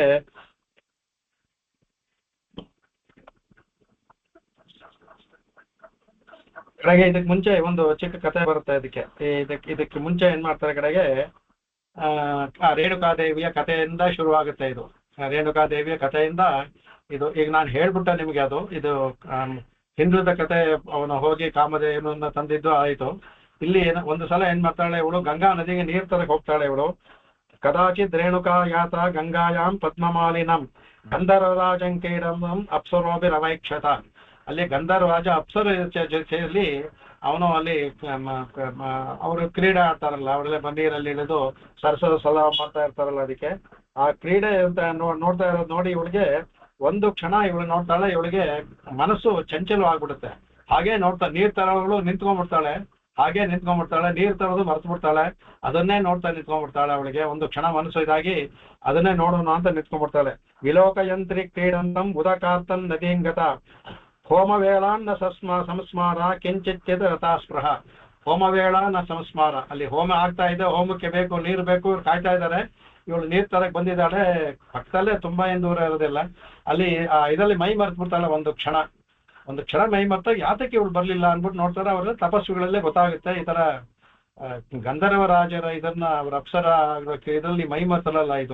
ಇದು ಒಬ್ಬ ಋಷಿ ಸ್ತ್ರೀಗೆ, ಋಷಿ ಪತ್ನಿಗೆ ಇದು ಕೂಡುದು ಇದು ಅದ್ ಮಾಡ್ತಾ ಅಂದ್ಬಿಟ್ಟು ಅವಾಗ ಅಲ್ಲಿಂದ ಬರ್ತಾಳೆ. ಬಂದ್ಬಿಡ್ತು ಅಗತ್ಯ ಕುಶಲಂತಸ್ತೋ ಪುರ ಅಂತ ಅಲ್ಲಿ ಬಂದು ಕೈ ಮುಗ್ತಾಳೆ. ತಪ್ಪಾಯ್ತು ಏನೋ ಇದಾಯ್ತು ಅಂತ ಅವಳು ಅದನ್ನ ಹೇಳೋದಿಲ್ಲ. ಅವಳು ಆಗಾಗ ಅದನ್ನ ಹೇಳ್ತಾರೆ ವ್ಯಭಿಚಾರ ನೋಡಿ. ವ್ಯಭಿಚಾರಕ್ಕೆ ಅರ್ಥ ಮಾನಸಿಕವಾಗದ್ರು ವ್ಯಭಿಚಾರ ಅಂದ್ಬಿಟ್ಟು ಅಂತ. ಅಂದ್ರೆ ನೇರವಾಗಿ ವ್ಯಭಿಚಾರ ಮಾಡಬೇಕು ಅಂತಿಲ್ಲ, ಮಾನಸಿಕವಾಗಿ ಆದರೂ ವ್ಯಭಿಚಾರನೇ. ಇದರಿಂದಾನೇ ಆ ಮಂತ್ರ ಬರ್ತಲ್ಲ ನಮ್ಮ ಇದರಲ್ಲಿ ಶಾಸ್ತ್ರದಲ್ಲಿ ಮಂತ್ರ ಬರುತ್ತೆ. ಅದರಲ್ಲಿ ಬರುವಾಗ ಒಂದು ವೇಳೆ ನಮ್ಮ ತಾಯಿ ಅಲ್ಲಿ ಬರುವಾಗ ಎಷ್ಟೋ ಜನ ಆತರ ಅಂದ್ರೆ ಮಾನಸಿಕವಾಗಿ ಒಂದು ಕ್ಷಣ ಬಂದಿದ್ರು ಸಹ ಅದು ಅದಕ್ಕೆ ಸಂಭವ ಆಗುತ್ತೆ. ಅದಕ್ಕೆ ಅಂತ ಆ ಮಂತ್ರ ಬಂದು ಒಂದ್ ವೇಳೆ ಆತರ ಇದ್ದೆ ಅದು ಶುದ್ಧವಾಗಿ ಇದನ್ನ ಸ್ವೀಕರಿಸು, ಆ ಶುದ್ಧಿಯನ್ನು ಗೊಳಿಸಿ ನನ್ನ ತಂದೆಗೆ ಹೋಮವು ಸ್ವೀಕಾರವಾಗ್ಲಿ, ತಂದೆ ತಾಯಿಗೂ ಹೋಮ ಅದು ಹೋಗ್ಲಿ ಅಂದ್ಬಿಟ್ಟು ಅಂತ ಮಂತ್ರ ಬರುತ್ತೆ. ಅದಕ್ಕೆ ಅದನ್ನ ಅದು ಹೇಳ್ಬೇಕಾದ್ರೆ ಈ ತರಕ್ಕೆ ಅವಾಗ ಮುನಿರ್ಜ್ಞಾತ್ವ ಮನಸ್ಸಿನಲ್ಲಿ ಒಂದು ಕ್ಷಣ ಚಂಚಲ ಆಯ್ತದಾರಲ್ಲೋ ಅದನ್ನೇ ವ್ಯಭಿಚಾರ ಅನ್ಕೊಂಡ ಅದು ಕೂಡ ಕೊಡುದು ಅನ್ಬಿಟ್ಟು ಅಂತ. ಅವಾಗ ಏನ್ ಮಾಡ್ತಾರೆ, ಅವಾಗ 3 ಜನ ಮಕ್ಳಿರ್ತಾರೆ. ಅವಾಗ ರಾಮ ಕಾಡಿಗೆ ಹೋಗಿ ಇನ್ನು ಬರ್ತಾ ಇರ್ತಾನೆ. ಆ 3 ಜನ ಮಕ್ಳಿಗೆ ನಾ ಇಷ್ಟು ಕತೆ ಹೇಳ್ಬಿಡ್ತೀನಿ. ಅದಕ್ಕೆ ಇದೆಲ್ಲ ತಿಳಿದಿರೋ ಕತೆ ನಿಮಗೆ. ಅವಾಗ ಹೇಳ್ತಾನೆ, ಇದು ಇಲ್ಲಿ ಯಾತಕ್ ಮಾಡ್ತಾವ ಅಂದ್ರೆ ಒಂದು ಪರೀಕ್ಷೆಗೂ ಸಹ ಮಕ್ಕಳು ಪಿತೃವಾಕ್ಯ ಪರಿಪಾಲನೆ ಮಾಡ್ತಾರ, ಯಾವ ಇದಕ್ ಮಾಡ್ತಾರೆ ಅನ್ನೋ ತರ. ಇದರಲ್ಲಿ ಯಾರಾದ್ರೂ ತಾಯಿನ ಕೊಲ್ಲು ಅಂದ್ರೆ ಮಕ್ಕಳು ಮಾಡ್ತಾರ. ತಂದೆ ಹೇಳ್ತಾರೆ, ನೀನು ನೋಡು ನಿಮ್ ತಾಯಿ ಇದು ಮಾಡಿದ್ರಪ್ಪ ನೀನು, ಹಾಗಾಗಿ ನೀನು ಅವಳ ತಲೆಯನ್ನ ನೀನು ಅವಳ ಕತ್ತರಿಸು ಅಂತ ಹೇಳ್ತಾರೆ. ಅದಕ್ಕೆ ಎಲ್ಲಾರು 3 ಜನ ಹೇಳ್ತಾರೆ, ಎಲ್ಲಾರು ಉಂಟಾದ ನೀನು ಈ ತರ ಹೇಳ್ಬೋದಾ, ನೀನು ನನ್ನ ತಾಯಿ ತರ ನನ್ನನ್ನೇ ಹೇಳ್ತೀಯಲ್ಲ, ನಾವು ಮಾಡೋದಿಲ್ಲ ಅದು ಅಂತ ಹೇಳ್ತಾರೆ. ಅದಕ್ಕೆ ಸರಿಯಾಗಿ ಪರಶುರಾಮ ಬರ್ತಾನೆ. ಪರಶುರಾಮ ಬಂದ ಕಡೆಗೆ ಅವಾಗ ಹೇಳ್ತಾರೆ ಅದಕ್ಕೆ ಅವಾಗ ಅದು ಹೇಳ್ತಾರೆ, ರಾಮ ಸಂಚೋದಿತ ಪಿತ್ರ ಭ್ರಾತರೇನ್ ಮಾತ್ರ ಸಹಾವದೀತೆ ಪ್ರಭಾವಜ್ಞೋ ಮುನಿಯ ಸಮ್ಯಕ್ಷೆ ಸಮಾಧಿಪ ತಪೋಶ್ಚ ಸಹ. ಆ ರಾಮನಿಗೆ ಹೇಳ್ತಾನೆ, ನೋಡು ರಾಮ, ಈ ತರ ನಿನ್ನ ತಾಯಿ ಒಂದು ಮನಸ್ಸಿನಲ್ಲಿ ಚಂಚಲ ಬಂದ್ಲು, ಹಾಗಾಗಿ ನಿನ್ನ ಅಣ್ಣಂದ್ರಿಗೆ ನಾನು ಅವಳನ್ನ ತಲೆ ಕತ್ತರಿಸು ಅಂದ್ರೆ ಏನು ಮಾಡ್ಲಿಲ್ಲ, ಅವಳನ್ನ ಕೊಲ್ಲು ಅಂತೇಳಿ ಕೊಲ್ಲಿಲ್ಲ ಅವರು. ಹಾಗಾಗಿ ನಾನು ನಿನಗೆ ಹೇಳ್ತೀನಿ, ನೀನು ನನ್ನ ತಾಯಿ ತನ್ನ ಆಜ್ಞೆಯನ್ನ ಉಲ್ಲಂಘನ ಮಾಡಿದೆ ನಿನ್ನ ಅಣ್ಣಂದ್ರು 4 ಜನ ನೀನು ಕೊಲ್ಲು ಅಂತ ಹೇಳ್ತಾನೆ. ಅವನಿಗೆ ಯೋಚನೆ ಮಾಡೋದೇ ಇಲ್ಲ, 4 ಜನನು ತನ್ನ ಪರಶುವಿಂದ ಕೊಂದು ಬಿಡ್ತಾನೆ. ಅವ್ರಿಗೆ ತುಂಬಾ ಸಂತೋಷವಾಗುತ್ತೆ. ಅದಕ್ಕೆ ವರೇಣ ಚಂದಯಾಮಾಸ ಪ್ರೀತ ಸತ್ಯವತಿ ಸುತಃ ವವ್ರೇ ಹತಾನಾಂ ರಾಮೋಪಿ ಜೀವಿತಂ ಚಾಸ್ಮೃತಿಂ ವದೆ. ಆಗ ನಂಗೆ ತುಂಬಾ ಸಂತೋಷವಾಗಿದೆ, ನೀನು ನನ್ನ ತಂದೆ ಮಾತನ್ನ ಕೇಳಿದೆಯಲ್ಲ, ವರವನ್ನ ಕೇಳ್ಕೊಳ್ತಿರ್ತಾನೆ. ಅವನು ಕೇಳುವ ವರ, ತಂದೆಯೇ ನನ್ನ ಅಣ್ಣಂದ್ರು ತಾಯಿ ಅವರು ಬದುಕಲಿ, ಅಷ್ಟೇ ಅಲ್ಲ ಅವರಿಗೆ ನಾನು ವಧೆ ಮಾಡಿದ್ದು ಅವರಿಗೆ ಅವರ ಬುದ್ಧಿನಲ್ಲಿ ಇಲ್ಲದೆ ಇರಲಿ, ನಿದ್ದೆ ಮಾಡಿದ ಇರ್ಬೇಕಾದ್ರೆ ಅವರಿಗೆ ನಾನು ಅವ್ರನ್ನ ವಧೆ ಮಾಡಿದೆ, ಅದರಿಂದ ಮೇಲೆ ಬಂದ್ರು ಅನ್ನೋದು ಅವ್ರಿಗೆ ಜ್ಞಾಪಕ ಇರಬಾರ್ದು. ಆಗ ಅವನಿಗೆ ಆಗುತ್ತೆ. ಅಂದ್ರೆ ಇವನಿಗೆ ಇಷ್ಟವಿರಲ್ಲ, ಆದ್ರೆ ತಂದೆಯ ಅಂದ್ರೆ ಅಷ್ಟು ಇದು ಪಿತೃವಾಕ್ಯ ಪರಿಪಾಲನೆ ಮಾಡಬೇಕು ಅಂದ್ಬಿಟ್ಟು ಗೊತ್ತು ಅವನಿಗೆ. ವರ ಕೊಡ್ತಾರೆ, ವರದಿಂದ ಬದುಕಿಸ್ಬೋದು ಅಂತ. ಆಗ ಅವ್ರು 4 ಜನ ಹೇಳ್ತಾರೆ, ಅವ್ರು ಯಾರಿಗೂ ಏನಾಯ್ತು ಅಂತ ಗೊತ್ತಿಲ್ಲ. ಇದು ಇವನು ಹೇಳಿದ್ದು ತಂದೆ ಅವರನ್ನ ತಾಯಿನ ಕಡಿ ಅಂತ ಹೇಳಿದ ಅಣ್ಣಂದ್ರಿಗೆ ಆಗ್ಲಿ, ಅವ್ರಿಗೆ ಇವುಗಳಿಗೆ ಆಗ್ಲಿ, ರೇಣುಕೆ ಆಗ್ಲಿ, ಯಾರಿಗೂ ಏನು ಎಲ್ಲವನ್ನೂ ಅವ್ರ ವರದಿಂದ ಮರೆಸ್ಬಿಡ್ತಾರೆ. ಏನೋ ಒಂದು ಅವ್ರಿಗೆ ಒಂದು ಕನಸು ತರ ಇರ್ತಾರ, ಏನೂ ಗೊತ್ತಾಗಲ್ಲ ಅವ್ರಿಗೆ. ಆವಾಗ ಅದನ್ನ ಹೇಳ್ತಾ ಕಡೆಗೆ ಆಮೇಲೆ ಅವಾಗ ಅದನ್ನ ಇದಾದ ತಕ್ಷಣ ಏನಾಗುತ್ತೆ, ಅದಕ್ಕೆ ಎಲ್ಲರೂ ಸಹ ನಿದ್ರೆ ತರ ಹೇಳ್ತಾರಂತೆ. ನಿದ್ರಾಪಾಯ ಉಸ್ತಪಸ್ತೆ ಕುಶಲಿನೋ ನಿದ್ರಾಪಾಯ ಯವಾಂಜಸ. ನಿದ್ರೆಯಿಂದ ಎದ್ದ ತರ ಇದ್ರೆ ತವರ ಅವರಿಗೆ ತಮ್ಮ ತನ್ನ ತಲೆಯನ್ನು ಕಟ್ಟಿದ್ದು, ತಾಯಿನ ಕಟ್ಟಿದ್ದು ಯಾವುದೂ ನೆನಪಿಗೆ ಬರಲೇ ಇಲ್ಲ ಅವರಿಗೆ. ಅದನ್ನ ಹೇಳ್ತಾರೆ ಕಡೆಗೆ. ಆಮೇಲೆ ಅವ್ರಿಗೆ ಅಷ್ಟೇ ಆದ್ರೂ ಸಹ ತನ್ನ ಈ ಕಾರ್ತಿವೀರ್ಯಜನ ತಂದೆಗೆ ಮಾಡಿದಂತ ಅವಮಾನ ನೆನೆಸ್ಕೊಂಡು ಇನ್ನೂ ಅವ್ರಿಗೆ ಅದಾಗಿರುತ್ತೆ ಕಡೆಗೆ. ಇಷ್ಟೆಲ್ಲ ಇರ್ಬೇಕಾದ್ರೆ ಏನ್ ಮಾಡ್ತಾರೆ, ಒಂದ್ಸಲ ಅವನು ಇದಕ್ಕೆ ಹೋಗಿರ್ತಾನೆ ಕಡೆಗೆ. ಇದೇ ತರ ಅವನು ಕಾಡಿಗೆ ಹೋಗಿರ್ಬೇಕಾದ್ರೆ ಆ ಗೂಢಾಚಾರದಲ್ಲಿ ಇದ್ದಂತ ಕಾರ್ತಿವೀರ್ಯಜನ ಮಕ್ಕಳು ಏನ್ ಮಾಡ್ತಾರೆ ಕಡೆಗೆ, ಅವರು ಬಂದು ಅವನು ತಪಸ್ ಮಾಡ್ತಾ ಇರ್ತಾನೆ. ಅಗ್ನಿಹೋತ್ರವನ್ನು ಮಾಡಿದ ಕೂಡಲೇ ಧ್ಯಾನದಲ್ಲಿರ್ತಾನೆ. ಧ್ಯಾನದಲ್ಲಿದ್ದೆ ಒಳಗಡೆ ಬಂದು ಅವನ ತಲೆಯನ್ನ ಕತ್ತರಿಸ್ಬಿಡ್ತಾರೆ ಅವ್ರಿಗೆ. ಕಡೆಗೆ ಹೇಳ್ತಾರೆ, ದೃಷ್ಟ್ಯಾಗ್ನಿಗಾರಾಂ ಆಸೀನಂ ಆವೇಶಿತ ದಿಯಂ ಮುನಿಂ ಭಗವತ್ಯುತ್ತಮ ಶ್ಲೋಕೆ ಜಗ್ನುಸ್ತೆ ಪಾಪ ನಿಶ್ಚಯ. ದೃಷ್ಟ್ಯ ಅಗ್ನಿಯಾಗಾರ ಅಂದ್ರೆ ಅಗ್ನಿಹೋತ್ರ ಸ್ಥಳ. ಅದರಲ್ಲಿ ದೃಷ್ಟ್ಯ ಅಲ್ಲಿ ನೋಡಿ, ಎಲ್ಲಿದ್ರು ಇವರು ಹೇಳ್ತಾರೋ ಆಸೀನಂ ಆವೇಶಿತ ದಿಯಂ ಮುನಿಂ, ಕೂತಿದ್ದಾರೆ. ಮನಂ ಆವೇಶಿತಂ, ಯಾರು ಭಗವಂತನಲ್ಲಿ ಮನಸ್ಸು ನೆಲೆಸಿದೆ ಅವರಿಗೆ. ಆವೇಶ ದಿಯಂ ಮನೆ ಮುನಿ, ಭಗವಂತನೇ ಧ್ಯಾನ ಅಗ್ನಿದೆ ಯಜ್ಞೇಶ್ವರನ ಧ್ಯಾನ ಮಾಡಿ ಕೂತ್ಕೊಂಡಿದ್ದಾರೆ. ಅವಾಗ ಅಗವ ಭಗವತ್ಯುತ್ತಮ ಶ್ಲೋಕೆ, ಅವರು ಅವನ ಭಗವಂತನ ಮನಸ್ಸಿನಲ್ಲೇ ಧ್ಯಾನವನ್ನು ಮಾಡ್ತಾ ವೇದ ಮಂತ್ರವನ್ನು ಹೇಳ್ಕೊಂಡು ಧ್ಯಾನ ಮಾಡ್ತಿರ್ಬೇಕಾದ್ರೆ ಇವರು ಪಾಪ ನಿಶ್ಚಯ ಜಗ್ನುಹು, ಆ ಪಾಪ ಮಾಡೋದಕ್ಕೆ ನಿಶ್ಚಯ ಮಾಡ್ಕೊಂಡ್ಬಂದಂತ ಅವನ ಮಕ್ಕಳು ಅವರು ಜಗ್ನುಹು, ಆ ಮುನಿಯನ್ನ ತಲೆಯನ್ನ ಕಡ್ದು ಬಿಡ್ತಾರೆ. ಯಾಚಮಾನ ಕೃಪಣಯ ರಾಮ ಮಾತರಾತ್ತಿ ದಾರುಣಾಹ ಪ್ರಹಸ್ಯ ಶಿರ ಉತ್ಕೃತ್ಯ ಜಗ್ಬುಸ್ತೆ ಕ್ಷತ್ರಬಂಧವ. ಕ್ಷತ್ರಬಂಧು ಅಂದ್ರೆ ಕ್ಷತ್ರಿಯರಲ್ಲಿ ನೀಚರಿಗೆ ಕ್ಷತ್ರಬಂಧು ಅಂದ್ಬಿಟ್ಟು ಅಂತ. ಅವರು ಅವಳು ಪಾಪ ಬೇಡ್ಕೊಳ್ತಾಳಂತೆ, ಇದು ಮಾಡಬೇಡಿ ಅಂತ. ಎಷ್ಟೇ ಬಾರಿ ಕೇಳ್ಕೊಂಡ್ರು ಸಹ ಇವರು ಅವನ ತಲೆಯನ್ನ ಕಡ್ದು ತಲೆ ಎತ್ಕೊಂಡು ಹೋಗ್ಬಿಡ್ತಾರೆ ಅವರು. ಕಡೆಗೆ ಪ್ರಸಕ್ಯಶದ ಉತ್ಕೃತ್ಯ ಜಗ್ಮುಸ್ತೆ ಕ್ಷತ್ರ ಬಂಧುಗಳು ಅವನ ತಲೆ ತಗೊಂಡು ಹೊರಟ್ಬಿಡ್ತಾರೆ. ಕಡೆಗೆ ರೇಣುಕಾ ಶೋಕ ದುಃಖಾರ್ಥ ದಿಗ್ಜಂತ್ಯಾತ್ಮನಮಾತ್ಮನ ರಾಮೇ ಹಿ ತಾತಾಶು ವಿಚುಕ್ರೋಶೈಕ ಸಸ್ಥಿತಿ. ಆಗ ರಾಮ ಇನ್ಯಾರು ಅವಳು ಗೊತ್ತ, ರಾಮ ಅಂತ ಕೂಕೋತಾಳೆ ಇದರ ಶೋಕದಲ್ಲಿ. ಗೊತ್ತಾದ ತಕ್ಷಣ ರಾಮ ಅಲ್ಲಿಂದ ಬರ್ತಾನೆ. ಕಡೆಗೆ ತದುಪಷ್ಟುತ್ಯ ದೂರಸ್ಥೋ ಹಾರಯಮೇ ತ್ಯಾರ್ಥವತ್ ಸ್ವರಂ ತ್ವರಯಾಂ ಆಶ್ರಮಾಸಾಧ್ಯ ದತುಷೆ ಪಿತರಂ ಹತಂ. ತಾಯಿಯ ಧ್ವನಿ ಕೇಳ್ತಾ, ಅದು ಹತಾಶ ಧ್ವನಿ, ಅದು ಆರ್ತಸ್ವರ ಕೇಳಿದ ತಕ್ಷಣ ರಾಮ ಅವ್ರೇನ ತಕ್ಷಣ ಒಂದು ಕ್ಷಣದಲ್ಲಿ ಬರ್ತಾನೆ ನೋಡ್ತಾನೆ. ತಾಯಿ ಕೆಳಗಡೆ ಬಿಟ್ಟು ಅಳ್ತಾ ಇದ್ದಾಳೆ. ತಂದೆಯ ದೇಹ ಮಾಡ್ತಾ ಇದೆ, ತಲೆ ಇಲ್ಲ ಅದಕ್ಕೆ ಪಿತರಂ ಹತಂ ದದೃಶುಹು. ತಂದೆ ಹತವಾಗಿದ್ದವನಿಗೆ ಕೋಪ ಇರುತ್ತೆ ಅವನಿಗೆ. ಅವಾಗ ಕೇಳ್ಕೊತಾನೆ ಅವನಿಗೆ. ಅವಾಗ ಹೇಳ್ತಾನೆ, ಇದು ಏನಮ್ಮ ಇದು, ತುಂಬಾ ದುಃಖದಿಂದ ಒಂದು ಕ್ಷಣ, ಅಯ್ಯೋ ತಂದೆಯೇ, ನಮ್ಮನ್ನೆಲ್ಲ ಧರ್ಮದಲ್ಲಿ ಉಪದೇಶ ಮಾಡಿ ಧರ್ಮ ಮಾರ್ಗದಲ್ಲಿ ಇರೋದಕ್ಕೆ ಉಪದೇಶ ಮಾಡ್ತೀಯ ನೀನು, ನಮ್ಮನ್ನ ಬಿಟ್ಟು ನೀನು ಸ್ವರ್ಗಕ್ಕೆ ಹೊಟ್ಟೋಗ್ಬಿಟ್ಟಿಯಾ ಅಂತ ಹೇಳ್ತಾನೆ. ಅವಾಗ ಇದು ಅಳ್ತಿರ್ಬೇಕಾದ ಅಂದ್ರೆ ಅವನಿಗೆ ತಕ್ಷಣ ಅವನಿಗೆ ಬರ್ತಾನೆ. ಅವ ತಾಯಿ ಹೇಳ್ತಾಳೆ, ಹೇಗಾಯ್ತು ಅವನ ಮಗ, ಈ ತರ ನೋಡಪ್ಪ ಅವ್ನ ಮಕ್ಕಳು ಬಂದು ತಗೊಂಡೋದ್ರು ಅಂತ. ಆವಾಗ ಪ್ರಗತ್ಯ ರಾಮ ಪರಶಂ ಕ್ಷತ್ರಾಂತಾಯ ಮನೋಧದೇಹ. ತಕ್ಷಣ ಕೈಯಲ್ಲಿ ಪರಶು ತಗೊಳ್ತಾನೆ. ಆಗ ಅದು ಸಂಕಲ್ಪ ಮಾಡ್ತಾನೆ, ರಾಮ ಪರಶುಂ ಎದು ದದೆ ಪ್ರಗೃಹ್ಯ ತಗೊಂಡ. ಯಾತಕ್ಕೆ? ಕ್ಷತ್ರಾಂತಾಯ ಮನಃ, ಕ್ಷತ್ರ ಅಂತಾಯ, ಕ್ಷತ್ರರ ಅಂತ, ಕ್ಷತ್ರಿಯರ ಅಂತ ಅವರನ್ನ ಮುಗಿಸ್ಬೇಕು ಅಂದ್ಬಿಟ್ಟು ನಿರ್ಧಾರ ಮಾಡಿಕೊಂಡು ಅವನ ಪರಶುವನ್ನ ಕೈಯಲ್ಲಿ ತಗೊಳ್ತಾನೆ. ಅದಕ್ಕೆ ಆ ಪರಶುನಲ್ಲೂ ಸಹ ಆದಿಶೇಷನ ಆವೇಶವಿರುತ್ತೆ ಅದರಲ್ಲಿ. ಅದಕ್ಕೆ ಗತ್ವಾ ಮಾಹೇಶ್ಮತಿಂ ರಾಮೋನ್ ಬ್ರಹ್ಮಜ್ಞ ವೇತಶ್ರಿಯಂ ತೇಷಾಂ ಶೀರ್ಷಾಭಿ ರಾಜನ್ ಮಧ್ಯೆ ಚಕ್ರೆ ಮಹಾಗಿರಿಂ. ಅಲ್ಲಿ ಹೋಗ್ತಾನೆ. ಮಾಹಿಷ್ಮತಿ ಅಲ್ಲಿ ತಾನೇ ಇರ್ತಾನೆ, ಮಾಹಿಷ್ಮತಿ ನಗರದಲ್ಲೇ ಇರೋದು ಅವನು, ಕಾರ್ತಿವೀರ್ಯಾರ್ಜುನ. ಅವನ ಮಕ್ಳು ಇರ್ತಾರೆ ಇವಾಗ. ಅಲ್ಲಿ ಹೋಗಿ ಎಲ್ಲ ಮಾಡ್ತಾನೆ. ತೇಷಾಂಶ ಶೀರ್ಷಿಭಿ, 10,000 ಜನ ಎಲ್ಲರ ತಲೆ ಕಡಿತಾನೆ. ಆ ಜೊತೆಯಲ್ಲಿ ಬಂದಂತ ಲಕ್ಷಾಂತರ ಸೈನಿಕರು ಎಲ್ಲರನ್ನೂ ಸಹ ಮಧ್ಯೆ ಚಕ್ರ ಮಹಾಗಿರಿ ಕಡೆಗೆ ಅಲ್ಲಿ ದೊಡ್ಡ ಬೆಟ್ಟ ಆಗಿದೆ. 10,000 ತಲೆಗಳು ಮತ್ತು ಆ ಲಕ್ಷಾಂತರ ಸೈನಿಕರ ತಲೆಗಳು, ಅದು ದೊಡ್ಡ ಬೆಟ್ಟ ಆಗೋಯ್ತಂತ. ಇದು ಎಷ್ಟು ದೊಡ್ಡ ಬೆಟ್ಟವನ್ನೇ ಕತ್ತರಿಸಿ ಬೆಟ್ಟವನ್ನೇ ಮಾಡ್ಬಿಟ್ನಂತೆ. ಕಡೆಗೆ ಏನ್ ಮಾಡ್ತಾನಂತೆ, ತದ್ರಕ್ತೇ ನದೀಂ ಘೋರಾಂ ಅಬ್ರಹ್ಮಣ್ಯ ಭಯಾವಹಂ. ಇಲ್ಲಿ ಇನ್ನೊಂದು ಹೇಳಕ್ ಮುಖ್ಯವಾದ ಹೇಳಕ್ ಬರ್ತೈತೆ. ಆಗ ಅಣ್ಣಂದ್ರಿಗೆ ಹೇಳ್ತಾನೆ, ತಂದೆಗೆ ಇದು ಮಾಡೋದಿಲ್ಲ, ಸಂಸ್ಕಾರ ಮಾಡೋದಿಲ್ಲ. ಅಣ್ಣಂದ್ರಿಗೆ ಹೇಳ್ತಾನೆ, ಈ ಇದನ್ನ ಕಾಪಾಡಿ ನೀವು. ನಾ ತಲೆ ತಗೊಂಡು ಹೋಗಿರ್ತಾರ, ಇದನ್ನ ಮುಂಡವನ್ನ ಕಾಪಾಡಿ ತಲೆಯನ್ನ ನಾನು ತಗೊಂಡ್ಬರ್ತೀನಿ.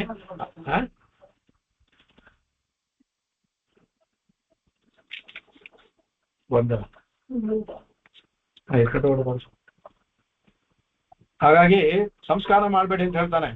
ತಂದೆ ಸಂಸ್ಕಾರ ಮಾಡಬೇಡಿ, ಹಾಗೆ ಕಾಪಾಡಿ ಅದನ್ನ. ನಾನು ತಂದೆ, ಹೇಗೆಂದ್ರೆ ದೇಹದಲ್ಲಿ ಯಾವುದು ಊನು ಆಗಬಾರ್ದು, ಅದಕ್ಕೆ ಯಾವ ಊನು ಇರಬಾರ್ದು. ಈಗ ನಾವು ಎಲ್ಲ ಮಾಡ್ತಾ ಇರಲಿ, ಅಂಗಗಳೆಲ್ಲ ದಾನ ಮಾಡೋದೆಲ್ಲ ಹೇಳ್ಕೊಳ್ಳಿ, ಅದು ಶಾಸ್ತ್ರ ವಿರುದ್ಧವಾದದ್ದು. ಒಂದು ವೇಳೆ ತಮ್ಮ ಇದಿಲ್ದೇನೆ ಯಾವುದೋ ಒಂದು ಆಕ್ಸಿಡೆಂಟ್ ಆಯ್ತು, ಇದೆಲ್ಲಾಯ್ತು, ನದಿನಲ್ಲಿ ಬಿದ್ದು ಅವಾಗ ಮೀನು ಆ ತರ ಇದ್ರೆ ಮಾತ್ರ ಅದಕ್ಕೆ ಬೇರೆ ಬೇರೆ ಇದೆಲ್ಲ ಇದೆ. ಹಾಗಾಗಿ ಊನು ಆಗ್ಬಾರ್ದು ಅಂತ ಇದೆ ಅದು.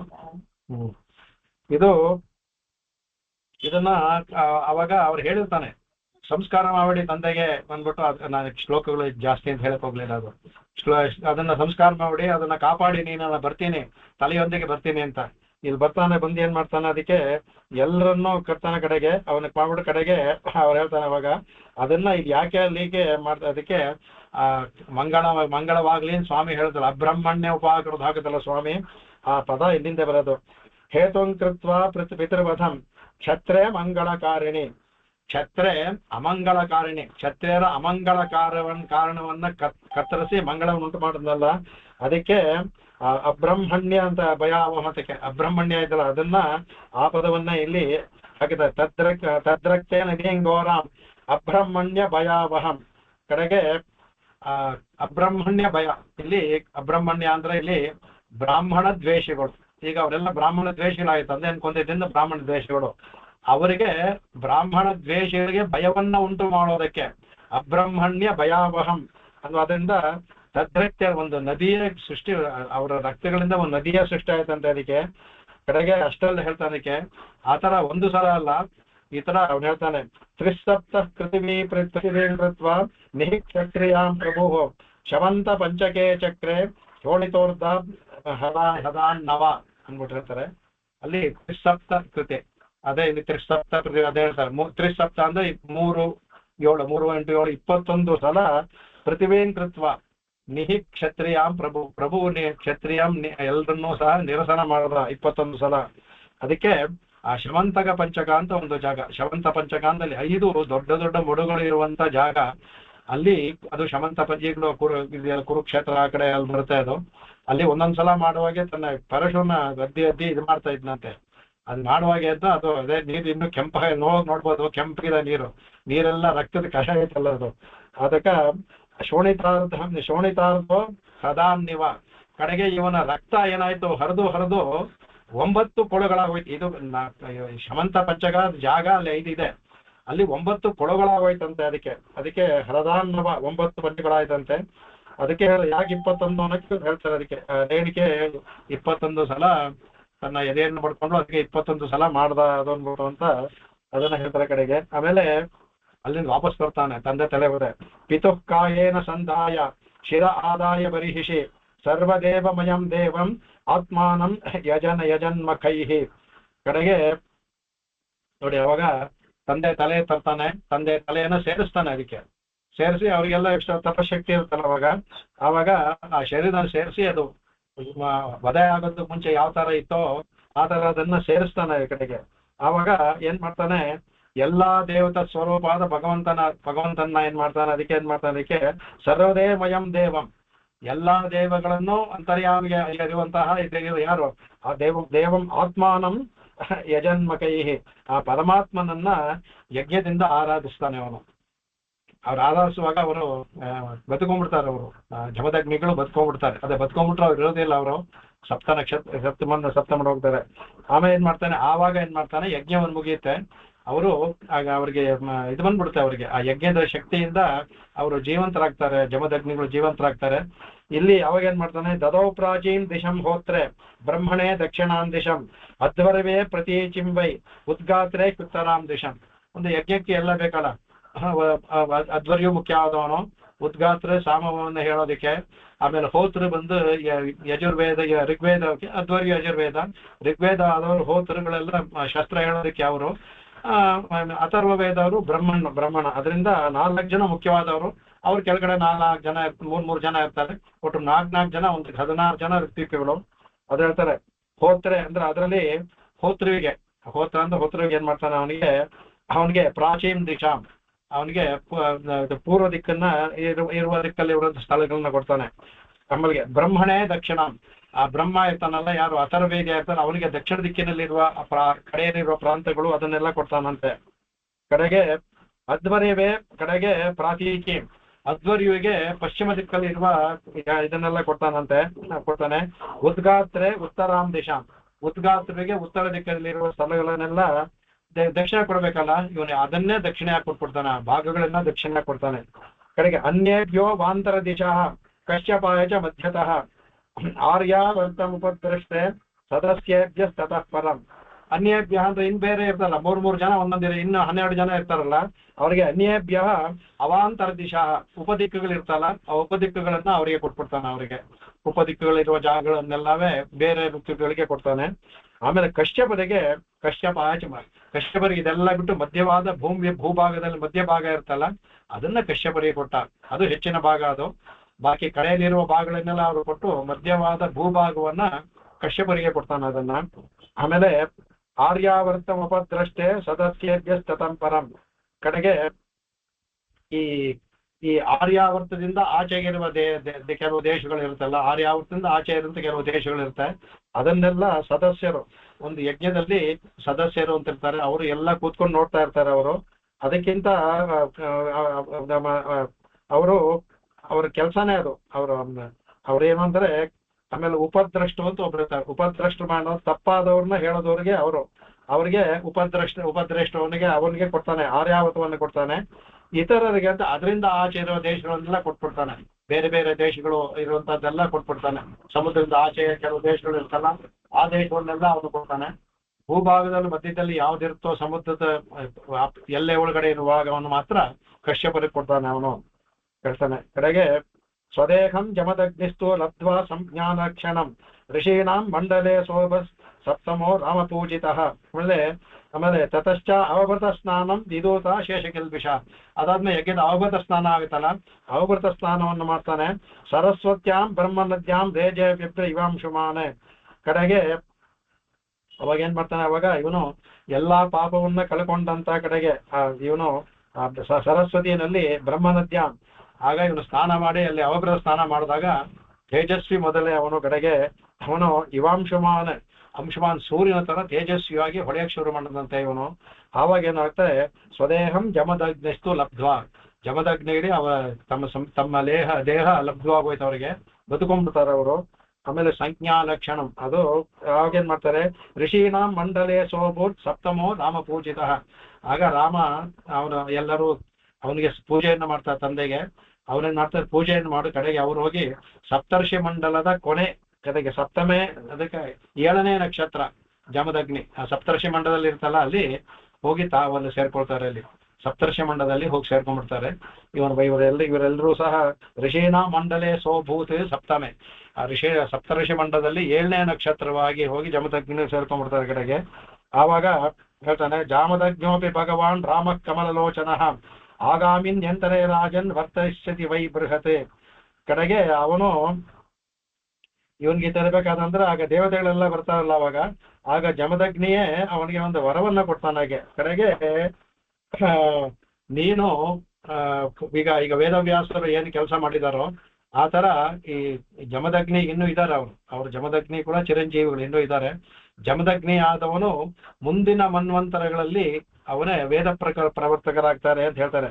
ಜಾಮದಗ್ನೋ ಭಗವಾನ್, ಜಾಮದಗ್ನಿ ಅಂದ್ರೆ ಇವರು ರಾಮ ಕಮಲಲೋಚನ ಆಗಾಮೀನ್ ಎಂತಾರೆ. ಆಗಾಮಿಂದ ಮುಂದೆ ಬರುವಂತರ ಮನ್ವಂತರದಲ್ಲಿ ರಾಜನ್ ವರ್ತಯಿಷ್ಯತಿ ವೈ ಬೃಹತೆ.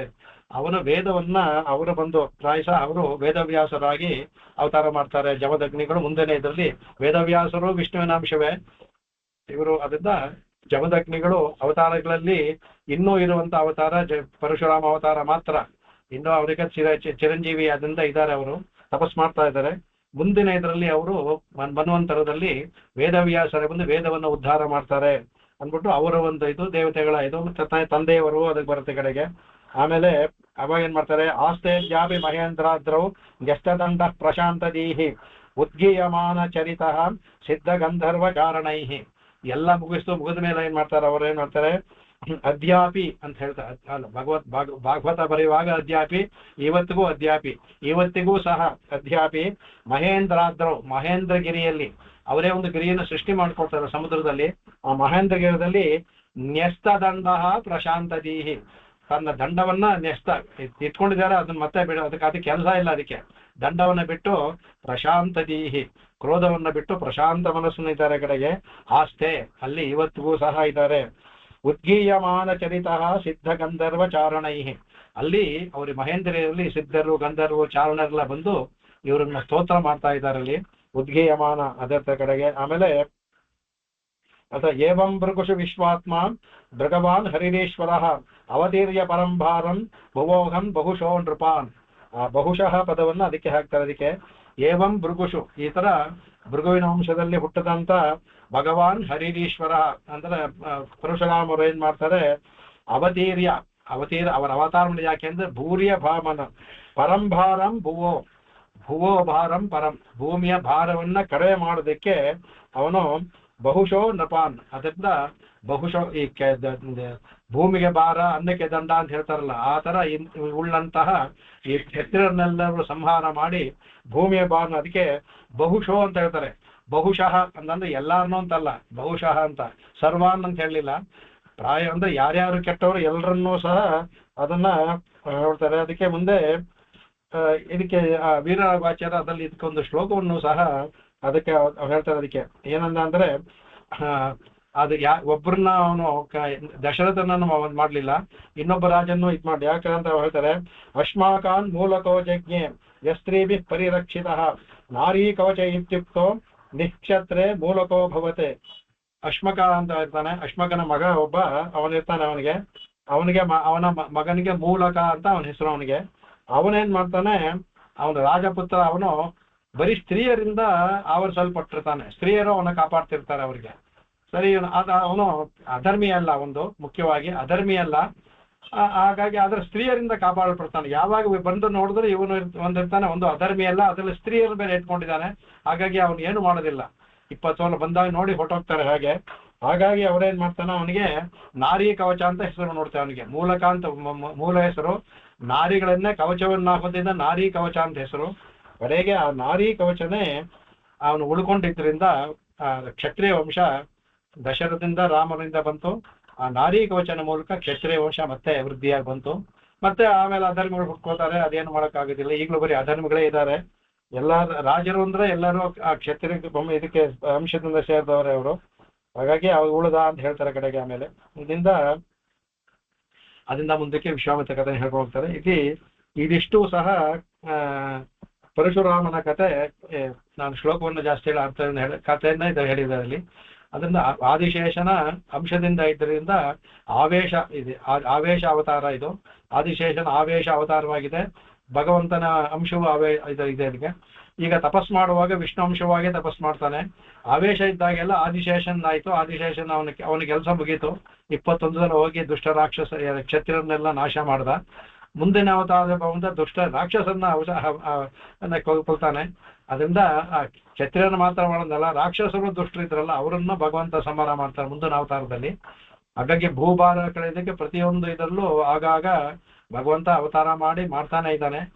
ಕಲಿಯುಗದಲ್ಲಿ ನಮಗೆ ತಾಳ್ಮೆ ಕಮ್ಮಿ, ಯಾಕಂದ್ರೆ ಇದು ಕಮ್ಮಿ ಇದರಲ್ಲಿ. ಇಲ್ಲೂ ಸಹ ಬರ್ತಾನೆ.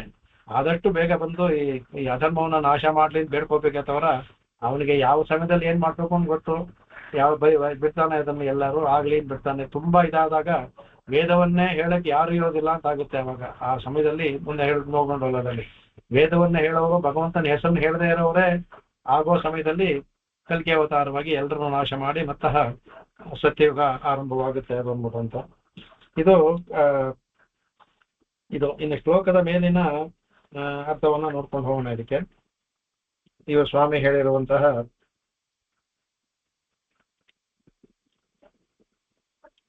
ಈ ಪರಶುರಾಮನ ಅವತಾರವನ್ನ ಪರಾಶರ ಭಟ್ರು ಅದ್ಭುತವಾಗಿ ಅನುಭವಿಸಿದ್ದಾರೆ.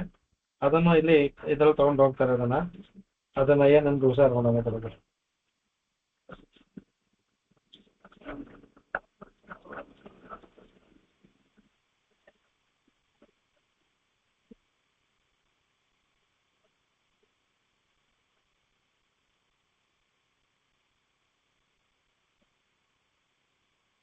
ಸ್ವಾಮಿ ಎಲ್ಲ ಸ್ತೋತ್ರಗಳನ್ನು ಮಾಡ್ಬೇಕಾದ್ರೆ ಪೂರ್ವಾಚಾರ್ಯ ಯಾರನ್ನು ಹೇಳಿದ್ದ ಅಂದ್ರೆ ಅದಕ್ಕೆ ವಿರುದ್ಧವಾಗಿ ಮಾಡಕ್ ಹೋಗೋದಿಲ್ಲ ಅವರು. ಅದಕ್ಕೆ ಬದಲಾಗಿ ಪರಾಶರ ಭಟ್ರು ಯಾರು ಹೇಳಿದ್ರೆ ಅವರಿಗೆ ಪರಾಶರ ಭಟ್ರು ಪೂರ್ವತಾಯ್ವಾನ್ ಹೇಳಿದ್ರೆ ಅದು ವೇದವಾಕ್ಯ ಇದ್ದಂಗೆ ಅವರಿಗೆ ಆ ಪದಗಳನ್ನೇ ಅಂಶಗಳನ್ನೇ ತಗೊಂಡು ನಮ್ಮ ಸ್ತೋತ್ರಗಳು ಹಾಕ್ತಾರೆ ಸ್ವಾಮಿಯವರು.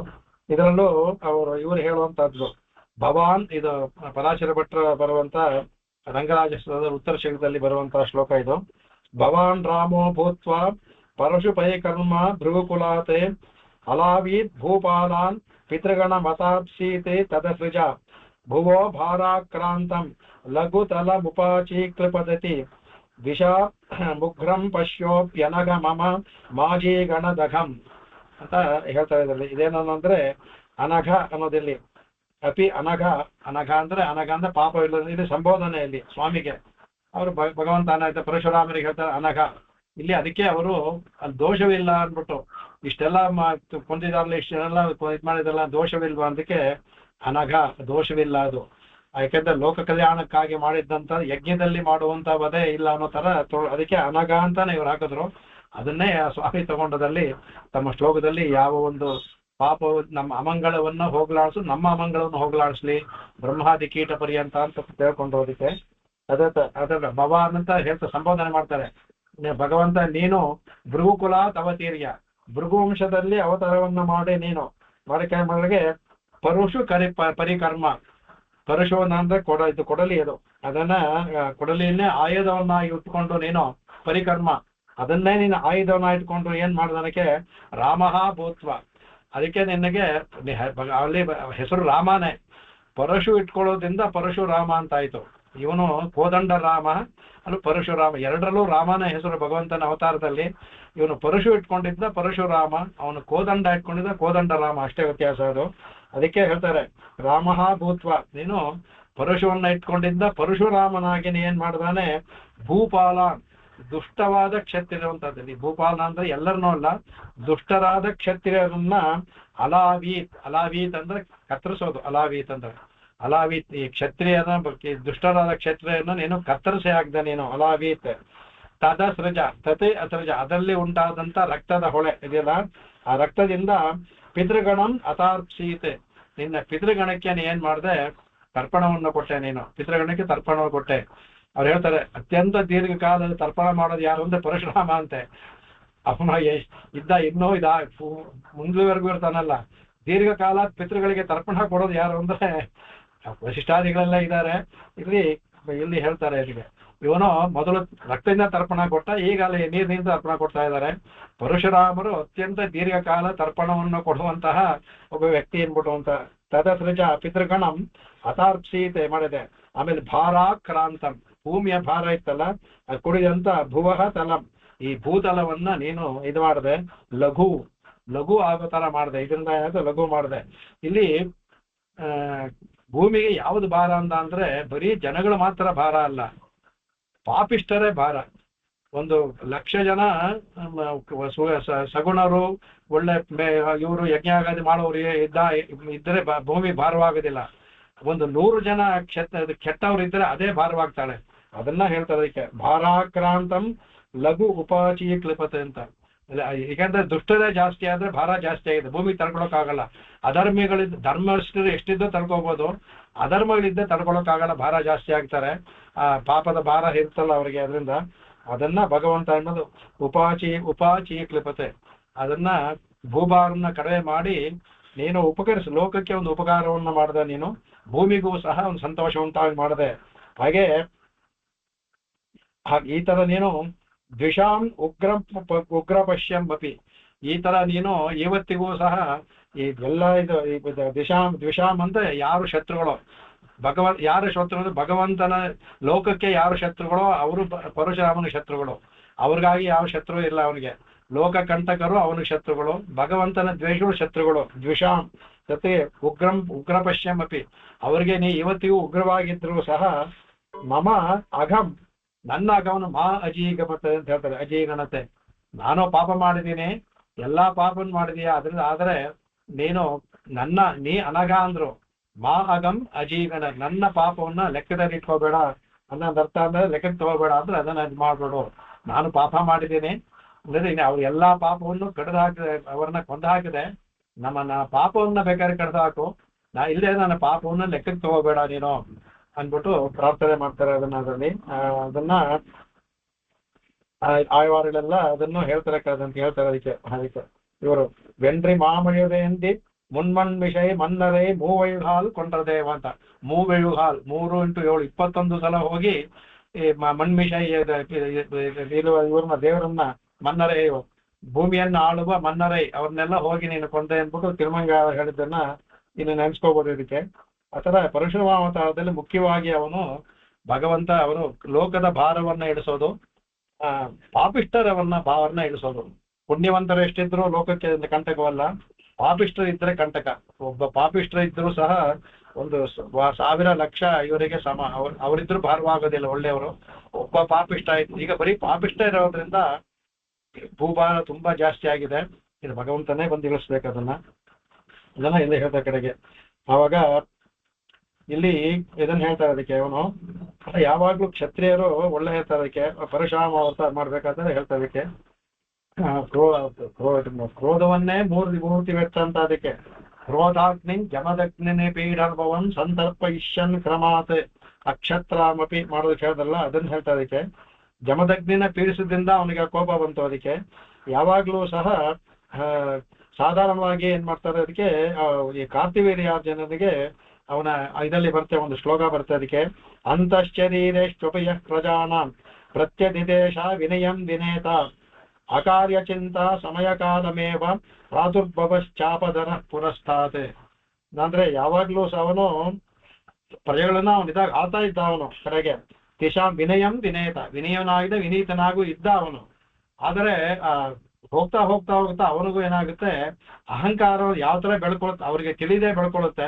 ಅಹಂಕಾರದಿಂದ ಏನಾಯ್ತು ಅವನಿಗೆ ಅಕಾರ್ಯ ಚಿಂತ, ಯಾವ ಕಾರ್ಯವನ್ನ ಮಾಡಬಾರ್ದು ಅನ್ಕೊಂಡಿದ್ನೋ ಅದು ಕಾರ್ಯ, ಅದನ್ನ ಅಕಾರ್ಯ ಚಿಂತ ಅದರಲ್ಲಿ ಮನಸ್ಸು ಹೋಯ್ತಂತೆ ಅದಕ್ಕೆ. ಆಗ ಸಮಕಾಲಮೇವ ಪ್ರಾದುರ್ಭವಂ, ಯಾವಾಗ ಅವನಲ್ಲಿ ಈ ತಪ್ಪು ಕೆಲಸ ಮಾಡ್ಬೇಕು ಅಂತ ಮನಸ್ಸು ಉತ್ತಂತೋ ಆ ಸಮಯದಲ್ಲೇ ಪ್ರಾದುರ್ಭವ ಚಾಪದರ ಪುರಸ್ತಾತ್. ಇಲ್ಲಿ ಚಾಪ ಅಂದ್ರೆ ಇತ್ತು. ಆವಾಗ ಮುಂದೆ ಪರಶುರಾಮ ಬಂದು ನಿಂತ್ಕೊಂಡ ಅವರಿಗೆ ಅನ್ಬಿಟ್ಟು ಅಂತ ಅವನ ಪುತ್ರನಾದ ಬಂದ ಅನ್ಬಿಟ್ಟು ಅಂತ ಹೇಳ್ತಾರೆ ಅದಕ್ಕೆ. ಇದರಲ್ಲಿ ಭಗವಂತನಿಗೆ ಸಾಧಾರಣ ಕೋಪ ಅವರಲ್ಲ, ಯಾಕಂದ್ರೆ ಕ್ರೋಧಂ ಆಹಾರ ಯಾಮಾಸ ಅಂತ ರಾಮನಿಗೆ ಹೇಳ್ತಾರೆ. ರಾಮನಿಗೂ ಅಷ್ಟೇ ಕ್ರೋಧ ಬಂದ್ರೆ ಅವ್ರು ಎದನ್ನ ಇಲ್ಲಕ್ಕೆ ಯಾರು ಆಗೋದಿಲ್ಲ. ಅದಕ್ಕೆ ಕಶ್ಯ ಬಿಭ್ಯತಿ ದೇವಾಶ್ಚ ಹೇಳ್ತಾರ, ಜಾತರೋಷಸ್ಸ ಸಂಯುಗೆ ಅಂತ ಭಗವಂತನ ಗುಣಗಳಲ್ಲಿ ಒಂದು ಕೇಳ್ತಾರೆ ವಾಲ್ಮೀಕಿಗಳು. ಅದಕ್ಕೆ ಭಗವಂತನೇ ಅದಕ್ಕೆ ಮುಂದೆ ಅವನ ಕ್ಷಮ ಇದು ಕೋಪ ಬರೋದಿಲ್ಲ ಅಂತ ಹೇಳ್ತಾರೆ. ಮುಂದಿನ ಇದರಲ್ಲಿ ಒಂದು ವೇಳೆ ಅವನ ಕೋಪ ಬಂದ ಅಂದ್ರೆ ದೇವತೆಗಳು ಎದುರು ನಿಲ್ಲಕ್ಕಾಗೋದಿಲ್ವ ಅಂತ. ಅಂದ್ರೆ ಅದು ಒಂದು ಗುಣ, ಕೋಪವೂ ಇರಬೇಕು. ಯಾಕಂದ್ರೆ ಯಾವ ಕಾಲದಲ್ಲಿ ಕೋಪ ಇರಬೇಕು, ಯುದ್ಧ ಮಾಡ್ಬೇಕಾದ್ರೆ ಕೋಪ ಇರ್ಬೇಕು. ಅದಕ್ಕೆ ಅದರಲ್ಲಿ ವಶಮೆ ಕೋಪಂ ವಶಮೇ ಇವಾನ್ ಅಂತ ಹೇಳ್ತಾರೆ, ತಾವೇ ಕೋಪವನ್ನು ಬರೆಸ್ಕೊಂಡ ಅನ್ಬಿಟ್ಟು ಅಂತ. ಅದೇ ತರ ಇಲ್ಲಿ ಇವರಿಗೆ ಏನ್ ಮಾಡ್ತಾರೆ, ಈ ಅವರ ಪರಶುನಲ್ಲೇ ಆದಿಶೇಷ ಆವಾಹನೆ ಆಗಿದ್ದಾನೆ. ಅದರಿಂದ ತಗೊಂಡ ತಕ್ಷಣ ಅವರಿಗೆ ಆವೇಶ ಆಗಿ ಕ್ರೋಧ ಬರುತ್ತೆ. ಅದಕ್ಕೆ ಇಲ್ಲಿ ಭಗವಂತ ಯಾವಾಗಲೂ ಶೇಷ ಹೇಜೋದು ಸಮಾಗಿರ್ತಾನೆ. ಪರಮ ಬದಲು ಕೇಳೋದು ಬೇಡ, ಎಲ್ಲರೂ ಶೇಷಗಳ ಜೊತೆ ಆನಂದವಾಗಿರ್ತಾರೆ. ಅಲ್ಲಿ ಅವತಾರ ಕಾಲಗಳಲ್ಲೂ ಸಹ ನಮ್ಮನ್ನೆಲ್ಲ ಶೇಷರನ್ನ ಭಗವಂತ ಇರ್ತಾನೆ, ಅವನು ಶೇಷ ಆಗಿ ಇದು ಮಾಡ್ತಾನೆ. 2 ಅವತಾರಗಳಲ್ಲಿ ಆದಿಶೇಷನ ಒಂದಿಗೆ ಅವತಾರ ಮಾಡ್ತಾನೆ, ಇದು ಮತ್ತೆ ಬಲರಾಮ ಅವತಾರ 2 ಬರ್ತಾರೆ ಕಡೆಗೆ. ಅದರಿಂದ ಇಲ್ಲಿ ಇವನು ಪ್ರಳಯಕಾರಿ, ಇವನ ಪ್ರಳಯಕಾರಿ. ಹೇಗೆ ಮುಂದಿನ ಅವತಾರವು ರಾಮನಿಗೂ ಅದನ್ನ ಹೇಳುತ್ತೆ, ಎಲ್ಲೂ ಕಾಣದೇ ಇದ್ರು ಅವನು ಸಮುದ್ರ ಇದನ್ ಮಾಡ್ಬೇಕಾದ್ರೆ ಆ ಬಾಣಕ್ಕೆ ಬರುವಾಗ ಮುಂದಿನ ಇದರಲ್ಲಿ ಸ್ವಾಮಿ ಹೇಳ್ತಾರೆ. ಅದಕ್ಕೆ ಅದರಲ್ಲೂ ಸಹ ಆವೇಶ ಬಂದಾಗ ಭಗವಂತನ ತಡೆಯಕ್ಕೆ ಯಾರಿಗೂ ಸಾಧ್ಯವಿಲ್ಲ. ಇಲ್ಲಿ ಇವನು ಪ್ರಳಯಕಾರಿ. ಪ್ರಳಯ ಕಾಲದಲ್ಲಿ ಅಗ್ನಿ ಬಂದು ಯಾವ ತರ ಎಲ್ಲವನ್ನು ಸುಟ್ಟಾಕ್ಬಿಡುತ್ತೋ ಆ ಒಂದು ಕ್ರೋಧಾಗ್ನಿ, ಅದಕ್ಕೆ ಕ್ರೋಧಾಗ್ನಿ ಅಂತ ಹೇಳ್ತಾರೆ. ಆ ಕ್ರೋಧಾಗ್ನಿ ಉಳ್ಳವನು ಪರಶುರಾಮ. ಪ್ರಳಯ ಕಾಲದಲ್ಲಿ ಇರುವ ಅಗ್ನಿಗಿಂತ ಇವನ ಪರಶುರಾಮನ ಅಗ್ನಿಯ ಒಂದು ಅಂಶವಂತೆ ಪ್ರಳಯ ಕಾಲದ ಅಗ್ನಿ. ಅದು ಏನೂ ಇಲ್ಲ ಅಂತ ಇದು ಒಂದೇ.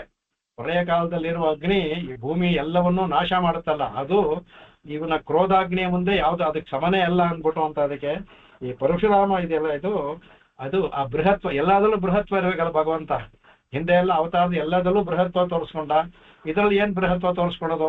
ಕೋಪದಲ್ಲಿ ಬೃಹತ್ವ, ಕ್ರೋಧಾಗ್ನಿಯಲ್ಲಿ ಬೃಹತ್ವ. ಅದಕ್ಕೆ ಇನ್ನೊಂದು ಸಮನಾದ ಇನ್ನೊಂದಿಲ್ಲ. ಪ್ರಳಯ ಕಾಲದ ಅಗ್ನಿಯೂ ಅದ್ರ ಮುಂದೆ ಇಲ್ಲ. ಭಗವಂತ ಏನ್ ಮಾಡೋದು ದೊಡ್ಡದೆ, ಬೃಹತ್ತೇ ಅದು. ಅವನು ಕ್ಷಮೆ ಮಾಡಿದ್ರೆ ಅದು ಬೃಹತ್ತು, ಅವನಿಗಿಂತ ಕ್ಷಮಿಸೋರು ಯಾರು ಇಲ್ಲ.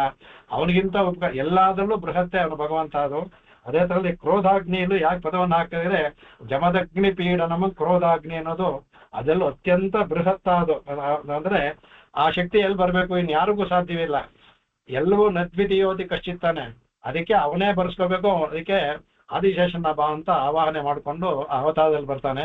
ಆದಿಶೇಷ ಕೇಳ್ಬೇಕಾ, ಮಹಾಕೋಪಿ ಇದು ಕೋಪ. ಅದು ಭಗವಂತನ ಜೊತೆ ಇರಿಂದ ಶಾಂತವಾಗಿದ್ದಾನೆ. ಅಲ್ಲಿ ಇಲ್ಲದೆ ಇದ್ರೆ ಅವನು ಒಂದ್ಸಲ ಅವನು ಸೇರಿದ್ರೆ ಕೋಪ. ಅದು ಆದಿಶೇಷನ ಕೋಪಕ್ಕೆ ಹೆಸರಾದವನು. ಅದೇ ಲಕ್ಷ್ಮಣನಲ್ಲೂ ನೋಡ್ಬೋದು, ನಾವು ಬಲರಾಮನಲ್ಲಿ ನೋಡ್ಬೋದು. ಅಂಶದ ಒಂದು ಚೂರು ಬಹಳ ಕಂಟ್ರೋಲ್ ಮಾಡ್ಕೊಂಡಿದ್ದಾರೆ ಅಂತ, ಅದರಲ್ಲೇ ಅಷ್ಟು ಅವರಿಗೆ ಕೋಪ.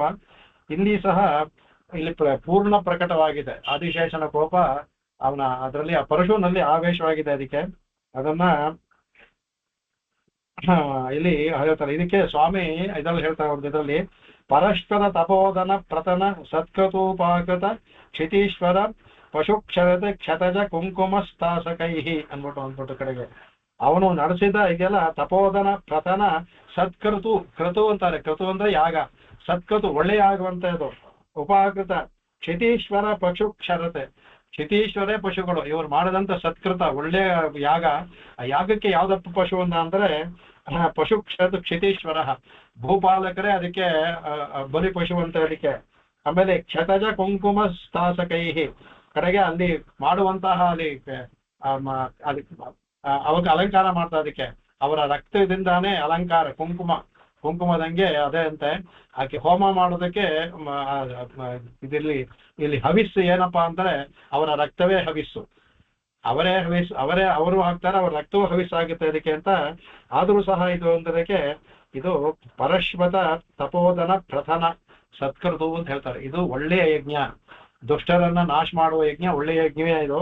ಅದನ್ನ ಹೇಳ್ತಾರೆ. ಅದಕ್ಕೆ ಈ ಕ್ಷತ್ರಿಯರಿಗೆ ಹೇಳ್ತಾರೆ. ಅದನ್ನ ಅವಾಗ ಇದು ವಧ ಮಾಡೋದು ವಿಷಯ ನಿಷೇಧ ಮಾಡಿದೆಯಲ್ಲ, ಇದು ಹೇಗೆ ಇದು ವಧ ಮಾಡೋದು ನಿಷೇಧ ಮಾಡಬೇಕಾದ್ರೆ ಇದು ಇವನು ಬ್ರಾಹ್ಮಣ ಬೇರೆ ಮಾಡ್ಬೋದ ಅನ್ನೋ. ಇದು ಯಜ್ಞ ಅಂದ್ರು, ಯಜ್ಞದಲ್ಲಿ ಮಾಡೋದು ವಧ ಇಲ್ಲ ಅಂದ್ರು. ಈಗ ಕ್ಷತ್ರಿಯರಿಗೆ ಮಾಡ್ತಾರೆ, ಈಗ ಅವ್ರಿಗೂ ಪಾಪ ಬರ್ಬೇಕಲ್ಲ. ಅವ್ರಿಗೆ ಹೇಗೆ ಕ್ಷತ್ರಿಯರಿಗೆ ಒಳ್ಳೆ ಸಿಗುತ್ತೆ ಅಂದ್ರೆ, ಕ್ಷತ್ರಿಯರಿಗೆ ದಂಡಧರರವರು, ಕ್ಷತ್ರಿಯರಲ್ಲೂ ದಂಡಧರವರು ಕಡೆಗೆ ಅವ್ರಿಗೆ ಹೇಳ್ತಾರೆ. ಅವ್ರು ಮಾಡೋದು ಯಾವ್ದು, ರಾಜವಿರುದ್ಧ ದಂಡಾಸ್ತು ಕೃತ್ವ ಪಾಪಾನಿ ಮಾನವಾಹ ಅಂತ. ರಾಜರ ಒಂದು ಕರ್ತವ್ಯ ಅಂತದು ದಂಡವಾಹ. ಇದು ಪಾಪಾನಿ ಮಾನವಾಹ ಪಾಪಾನಿ ಕೃತ ದಂಡಸ್ತು. ಮಾನವರು ಮಾಡುವ, ಅವನ ಪ್ರಜೆಗಳು ಮಾಡುವ ಪಾಪಕ್ಕೆ ಸರಿಯಾದ ಶಿಕ್ಷೆಯನ್ನು ಕೊಡಬೇಕು. ಕೊಟ್ರೆ ಅದು, ಕೊಡದೇ ಇದ್ರೇನೆ ಅವನಿಗೆ ದೋಷ, ಕೊಟ್ರೆ ದೋಷವಿಲ್ಲ. ಆ ಕೊಡುವಂತಹ ಶಿಕ್ಷೆ ಕಾರಾಗೃಹ ವಾಸ ಆಗಿರ್ಬೋದು, ಕೈ ಕಡಿಯೋದಿರ್ಬೋದು, ಇಲ್ಲ ತಲೆ ಕಡಿಯೋದೇ ಇರ್ಬೋದು. ಅವನಿಗೆ ಅವನ ಮಾಡಿದಂತಹ ತಪ್ಪಿಗೆ ಸರಿಯಾದ ಶಿಕ್ಷೆ, ಅದು ಕೃತದಂಡ ಅಂತ. ಅದಕ್ಕೆ ಮಾಡಿದ ಶಿಕ್ಷೆಗೆ ತಪ್ಪಿಗೆ ಸರಿಯಾದ ಶಿಕ್ಷೆಯನ್ನು ಕೊಡೋದು ರಾಜರ ಒಂದು ಕರ್ತವ್ಯ.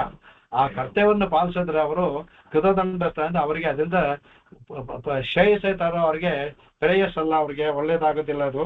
ಹಾಗಾಗಿ ಕ್ಷತ್ರಿಯರಿಗೂ ಸಹ ಈ ಹನನ ಮಾಡೋದು ಯಾವ ಸಮಯದಲ್ಲಿ, ದಂಡ ಕೊಡುವ ಸಮಯದಲ್ಲಿ ಮಾಡುವ ಹನನ ದೋಷವಿಲ್ಲ, ಆ ದಂಡ ಕೊಡದೇ ಇರೋ ಸಮಯದಲ್ಲಿ ಮಾಡುವ ಹನನ ದೋಷ. ಅದೇ ವ್ಯತ್ಯಾಸ ಅವರಿಗೆ, ಅದು ಅದನ್ನು ಹೇಳ್ತಾರೆ ಕಡೆಗೆ. ಆವಾಗ ಅದಕ್ಕೆ ವಿಮಲಾ ಸ್ವರ್ಗ ಮಾಯಾಂತಿ ನರ ಸುಗತನೋ ಯಥ, ಹೇಗೆ ನರರು ಯಜ್ಞಯಾಗವನ್ನು ಮಾಡಿ ಸುಕೃತಗಳಾಗಿ ಸ್ವರ್ಗಲೋಕವನ್ನು ಪಡೆಯುತ್ತಾರೋ ಅದೇ ತರ ಇವರು ಈ ತರ ಕೃತ್ವಾ ಪಾಪಾನಿ ಮಾನವಾಹ ತ್ರಿದಂಡಾಸ್ತು ವಿಮಲಾಹ ಸ್ವರ್ಗ ಮಾಯಾಂತಿ, ಇವರು ಸ್ವರ್ಗವನ್ನೇ ಪಡ್ಕೊಳ್ತಾರೆ. ಯಾಕೆಂದ್ರೆ ಅದು ಅವರ ಅಧಿಕಾರದಲ್ಲಿ ಮತ್ತು ಮಾಡುವ ಕರ್ತವ್ಯದಲ್ಲಿ ಒಂದಾಗಿರೋದ್ರಿಂದ, ಆ ಕರ್ತವ್ಯ ಮಾಡೋದ್ರಿಂದ ಅದರಲ್ಲಿ ಯಾವ ಪಾಪವೂ ಅವರಿಗೆ ಅಂಟೋದಿಲ್ಲ, ಬದಲಾಗಿ ಪುಣ್ಯ ಬರುತ್ತೆ. ತಮ್ಮ ಮಾಡೋದ್ರಿಂದ ಅವರಿಗೆ ಸ್ವರ್ಗವನ್ನೇ ಪಡ್ಕೊಳ್ತಾರೆ ಅಂತ ಇದು ಲೋಕದಲ್ಲಿ ಹೇಳಿದೆ. ಅದಕ್ಕೆ ಅವಾಗ ಇದನ್ನ ಸ್ವಾಮಿ ಅದನ್ನ ಕೇಳ್ಕೊಳ್ತಾರೆ. ಅದಕ್ಕೆ ಲೋಕದಲ್ಲಿ ಎಲ್ಲರೂ ಸಹ ತಪ್ಪನ್ನು ಮಾಡ್ತಾರಲ್ಲ, ಅದಕ್ಕೆ ಅಬ್ರಹ್ಮಣ್ಯವಾಗುತ್ತೆ. ಅದಕ್ಕೆ ಅಬ್ರಹ್ಮಣ್ಯ, ನಾವೆಲ್ಲರೂ ತಪ್ಪು ದೋಷವನ್ನು ಉಂಟೋದಕ್ಕೆ ಅಮಂಗಳ ಕೆಲಸವನ್ನು ಮಾಡಿರ್ತೀವಿ, ಅದರಿಂದ ನಾವು ಪಾಪಗಳನ್ನು ಮಾಡಿದ ಅಮಂಗಳ ಆಗಿ ಇದೆ. ಅದಕ್ಕೆ ನಮ್ಮ ಅಮಂಗಲವನ್ನು ಹೋಗಲಾಡಿಸಲಿ. ಯಾರಿಗೆ?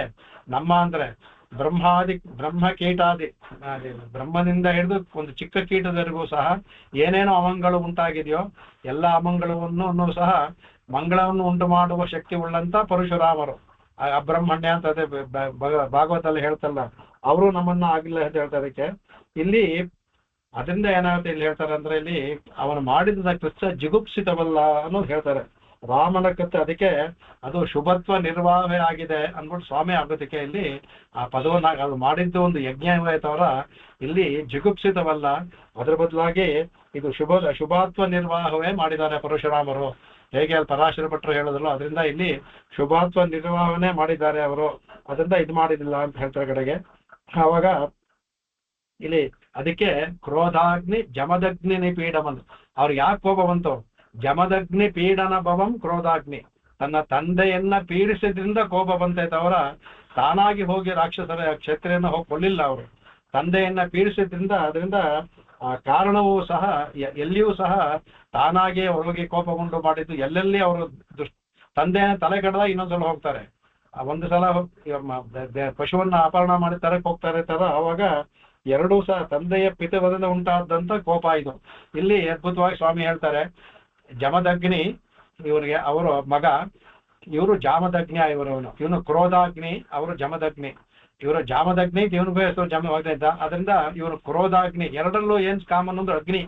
ಅವರು ಅಗ್ನ್ಯಾಂತ ಅಂತ ಹೇಳ್ತಾರೆ, ಇದು ಅಗ್ನ್ಯಾಂತ ಪದ, ಅಕಾರಾಂತ ಪದ ಅಂತಾರಾಗ ಜಮದಗ್ನಿ ಅಗ್ನ್ಯಾಂತ ಪದ, ಕ್ರೋಧಾಗ್ನಿಯು ಅಗ್ನ್ಯಾಂತ ಪದ. ಎರಡೂ ಸಹ ಒಂದೇ. ಅದರಲ್ಲಿ ಅಗ್ನಿ ಅನ್ನೋದು ಎರಡರಲ್ಲೂ ಕಾಮನ್ ಆಗಿದೆಯಲ್ಲ, ಅದನ್ನ ಅದಕ್ಕೋಸ್ಕರ ಕ್ರೋಧಾಗ್ನಿ ಜಮದಗ್ನಿ ಅಂತ ಪದವನ್ನು ಹಾಕೋದು ಅಂತ ವ್ಯಾಖ್ಯಾನದಲ್ಲಿ ತಗೊಳ್ತಾರೆ. ಅದಕ್ಕೆ ಎರಡು ಅಗ್ನಿಯಾಂತವಾದ್ರಿಂದ ಅಗ್ನಿ ಏನಾಗಬೇಕು? ಅಗ್ನಿಗೆ ಆಹುತಿ ಕೊಡಬೇಕು. ಅಗ್ನಿ ಇದ್ರೆ ಅದು ಯಾವ್ದಾರು ಆಹುತಿ ಅವರವರು ಸೇರುತ್ತೆ. ಅಗ್ನಿ ಸುಮ್ಮನೆ ಅಲ್ಲ, ಅದಕ್ಕೆ ಉರಿತಿರ್ಬೇಕಾದ್ರೆ ಹವಿಸ್ಸಿ ಕೊಡ್ತಾನೆ ಇರಬೇಕು. ಹಾಗಾಗಿ ಅವರು ಜಮದಗ್ನಿಗಳು ತಪಸ್ಸಿನಿಂದ ಅಗ್ನಿಗೆ ಯಾವಾಗಲೂ ಕೊಡ್ತಾ ಇದ್ರು. ಅವರ ಮಗನಾದ ಜಾಮದಗ್ನಿ ಈ ಕ್ಷತ್ರಿಯರ ರಕ್ತದಿಂದ ಅಗ್ನಿಗೆ ತರ್ಪಣವನ್ನು ಇದನ್ನ ಹೋಮ ಹವಿಸ್ಸನ್ನ ಕೊಡ್ತಾ ಇದ್ದ ಅಂದ್ಬಿಟ್ಟು ಅಂತ ಹೇಳ್ತಾರೆ ಕಡೆಗೆ. ಇವನಿಗೆ ಏನಪ್ಪಾ ಅದಕ್ಕೆ ಏನಂದ್ರೆ, ಈ ಕ್ರೋಧ ಬಂದಾಗ ಅವ್ರು ಹೇಳ್ತಾರೆ, ಇದರಲ್ಲಿ ಏನ್ ಬರ್ತಾರೆ, ಇದರಲ್ಲಿ ಅವನಿಗೆ ಏನಪ್ಪ ಕರುಣೆಯೇ ಇಲ್ವಾ ಅವರಲ್ಲಿ ಅಂತ ಒಂದು ಪ್ರಶ್ನೆಯನ್ನ ಹಾಕೊಳ್ತಾರೆ. ವ್ಯಾಖ್ಯಾನದಲ್ಲಿ ಬರೋದು, ಇದರಲ್ಲಿ ಶ್ಲೋಕದಲ್ಲಿ ಬರಲ್ಲ. ಈ ಪದವನ್ನು ಯಾಕೆ ಹಾಕಿದ್ದಾರೆ ಅದಕ್ಕೆ, ಅವ್ರ ಕ್ರೋಧ ಅಂತ ಹೇಳಿದ್ರಲ್ಲ, ಹಾಗೆ ಕರುಣೆಯೇ ಇರ್ಲಿಲ್ವಾ ಅಂತ ಹೇಳ್ತಾರೆ. ಅವಾಗ ಹೇಳ್ತಾರೆ ಅದಕ್ಕೆ, ಅವನಿಗೆ ಕ್ರೋಧ ಬಂದಾಗ ಅಲ್ಲಿ ಶತ್ರುವನ್ನ ಹಣ ಮಾಡೋದು ಒಂದೇ ಇರುತ್ತೆ ತವರ ಅಯ್ಯೋ ಪಾಪ ಅನ್ನೋದು ಬರೋ ಸಾಧ್ಯವೇ ಇಲ್ಲ. ಅದಕ್ಕೆ ಆದ್ರಿಂದ ಅವರ ಕೋಪ ತಡಿಬೇಕಾದ್ರೆ ಸಂತರ್ಪ ಇಷ್ಯನ್ ಕ್ರಮಾತ್ ಅಂತ ಹಾಕಿದ್ದಾರೆ. ಅವನ ಕ್ರೋಧವನ್ನ ಪಡಿಬೇಕಾದ್ರೆ ಅದಕ್ಕೆ ಒಂದು ಆಹುತಿ, ಅಗ್ನಿಯನ್ನ ಆರಿಸ್ಬೇಕಾದ್ರೆ ಅದಕ್ಕೆ ನೀರು ಹಾಕ್ಬೇಕಲ್ಲ. ಏನಪ್ಪ ಅವರ ಕ್ರೋಧಾಗ್ನಿಯನ್ನ ಆರಿಸುವಂತ ನೀರು ಅಂದ್ರೆ ಆ ಕ್ಷತ್ರಿಯ ರಕ್ತವೇ ನೀರು, ಅದರಿಂದ ಅವ್ರ ಕ್ರೋಧಾಗ್ನಿ ಮಾಡಿದೆ. ಅದನ್ನೇ ಉದಾಹರಣೆ ಕೊಡ್ತಾರೆ ಪ್ಯಾರಲ್ಲ ವ್ಯಾಖ್ಯಾನಕಾರರಲ್ಲಿ.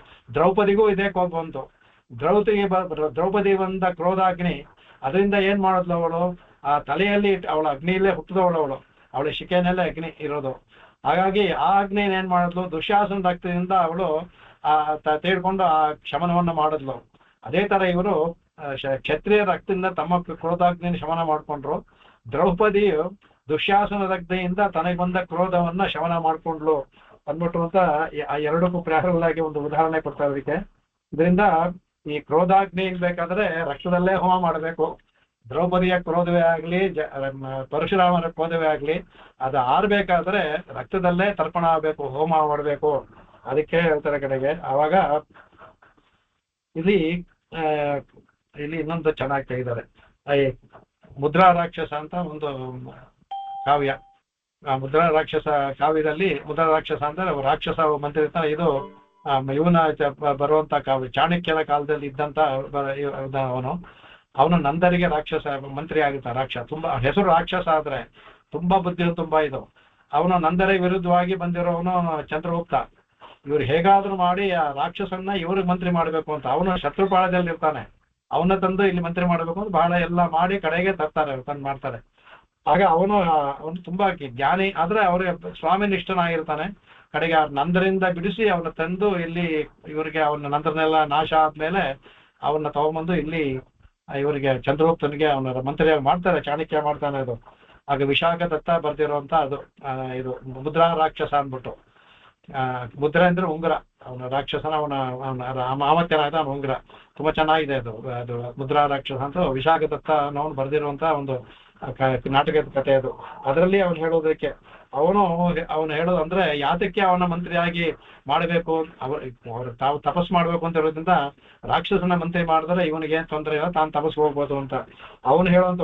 ದೇವ ಸ್ವರ್ಗ ಗತೋಪಿ ಶಾಸ್ತ್ರವ ವದೇನ ಆರಾಧಿತ ಸ್ಯಾತೆ ಅಂತ ಹೇಳ್ತಾ ಕಡೆಗೆ. ಅಂದ್ರೆ ದೇವ ಸ್ವರ್ಗಗತೋಪಿ ಕಡೆಗೆ ಒಂದ್ ವೇಳೆ ನಾವು ಪಿತೃಗಳು ಒಬ್ಬರ ಶತ್ರುವಿನಿಂದಾಗಿ ವಧೆ ಆಗಿರುತ್ತೆ, ತಂದೆ ಯುದ್ಧದಲ್ಲಿ ಆಗಿರುತ್ತೆ, ಅವನು ಸ್ವರ್ಗಕ್ಕೆ ಹೋಗಿರ್ತಾನೆ. ಅವನು ಸ್ವರ್ಗಗತೋಪಿ, ಅವನು ಸ್ವರ್ಗಕ್ಕೆ ಹೋಗಿದ್ರು ಸಹ ಅವನಿಗೆ ಶಾಸ್ತ್ರವ ವಧೆಯನ್ನು ಆರಾಧಿತ ಸ್ಯಾತೆ. ಶಾಸ್ತ್ರ ಅಂದ್ರೆ ಶತ್ರುಗಳು. ಆ ಶತ್ರುವಿನ ರಕ್ತದಿಂದ ಆರಾಧನೆ ಮಾಡಿದ್ರೆ ತೃಪ್ತಿ ಆಗುತ್ತಂತೆ ಅವನಿಗೆ. ಅಲ್ಲಿ ಸ್ವರ್ಗದಲ್ಲಿ ಇದ್ರೂ ಸಹ ಅವನು ತೃಪ್ತಿ ಆಗಿರಲ್ವಂತೆ. ಅವನು ಹೇಳುವಂತ ಮಾತು ಅಂದ್ರೆ ಶತ್ರುಗಳನ್ನ ನಿರ್ನಾಮ ಬಿಡಬಾರ್ದು ಅನ್ನೋದಕ್ಕೆ. ಅದನ್ನೇ ಅದೇ ತರ ತಂದೆಯನ್ನ ಕೊಂದಂತ ಶತ್ರುಗಳನ್ನ ನಿರ್ನಾಮ ಮಾಡ್ದ ಇವನು. ಅದನ್ನೇ ಪ್ರಾಯಶಃ ಇಟ್ಕೊಂಡು ಹೇಳ್ಬೋದು. ಅವನು ಶತ್ರುಗಳನ್ನ ಬಿಡಬಾರ್ದು. ಅದರಿಂದ ಏನಾಗುತ್ತೆ ಅಂದ್ರೆ ಅದರ ಕೆಟ್ಟದಲ್ಲ ಅದು. ನಮ್ಮ ಪಿತೃಲೋಕದಲ್ಲಿ ಯಾರಿಂದ ಕೊಲ್ಲಲ್ಪಟ್ಟರೋ ನಮ್ಮ ತಂದೆ ಕ್ಷತ್ರಿಗೆ ಹೇಳುವಂತ ಮಾತೇ ಇದು. ಅವ್ರಿಗೆ ತರ್ಪಣ ಮಾಡಿದ್ರೆ ಅವ್ರಿಗೆ ತೃಪ್ತಿ ಆಗುತ್ತೆ. ಸ್ವರ್ಗದಲ್ಲಿರೋ ತೃಪ್ತಿ ಇಲ್ಲ ಅವ್ರಿಗೆ. ಅವನ ಶತ್ರುಗಳನ್ನ ನಾಶ ಮಾಡಿ ಅದರಿಂದ ಅವನಿಗೆ ಮಾಡಿದ್ರೆ ತೃಪ್ತಿ ಆಗುತ್ತೆ ಅಂತ ಹೇಳ್ತಾನೆ. ಅದಕ್ಕೆ ಯಾಕೆ ಅಂದ್ರೆ ಇಲ್ಲಿ ಈ ತೃಪ್ತಿ ಅನ್ನೋದು ಅಮೃತಕ್ಕಿಂತ ಹೆಚ್ಚಿನ ಸುಖ ಅನ್ಬಿಟ್ಟು. ಆ ತೃಪ್ತಿ ಅಂತ ಆಗ್ಬೇಕಾಯ್ತು ಅಂದ್ರೆ ಎಲ್ಲ ದುಡ್ಡು ಗಿಡ್ಡು ಎಲ್ಲದೂ ತೃಪ್ತಿ ಇರೋದಿಲ್ಲ. ತೃಪ್ತಿ ಅನ್ನೋ ಸುಖ ಇದ್ದ ಮಾತ್ರ ತೃಪ್ತಿ ಇರುತ್ತೆ. ಅದರಿಂದ ಅದಕ್ಕಿಂತ ಹೆಚ್ಚಿನ ಸುಖ ಇನ್ನೊಂದು ಮನಸ್ಸಿಗೆ ಒಂದು ತೃಪ್ತಿ ಆಗುತ್ತಲ್ಲ, ಅದಕ್ಕಿಂತ ಹೆಚ್ಚಿನ ಸುಖ ಇನ್ನೊಂದಿಲ್ಲ.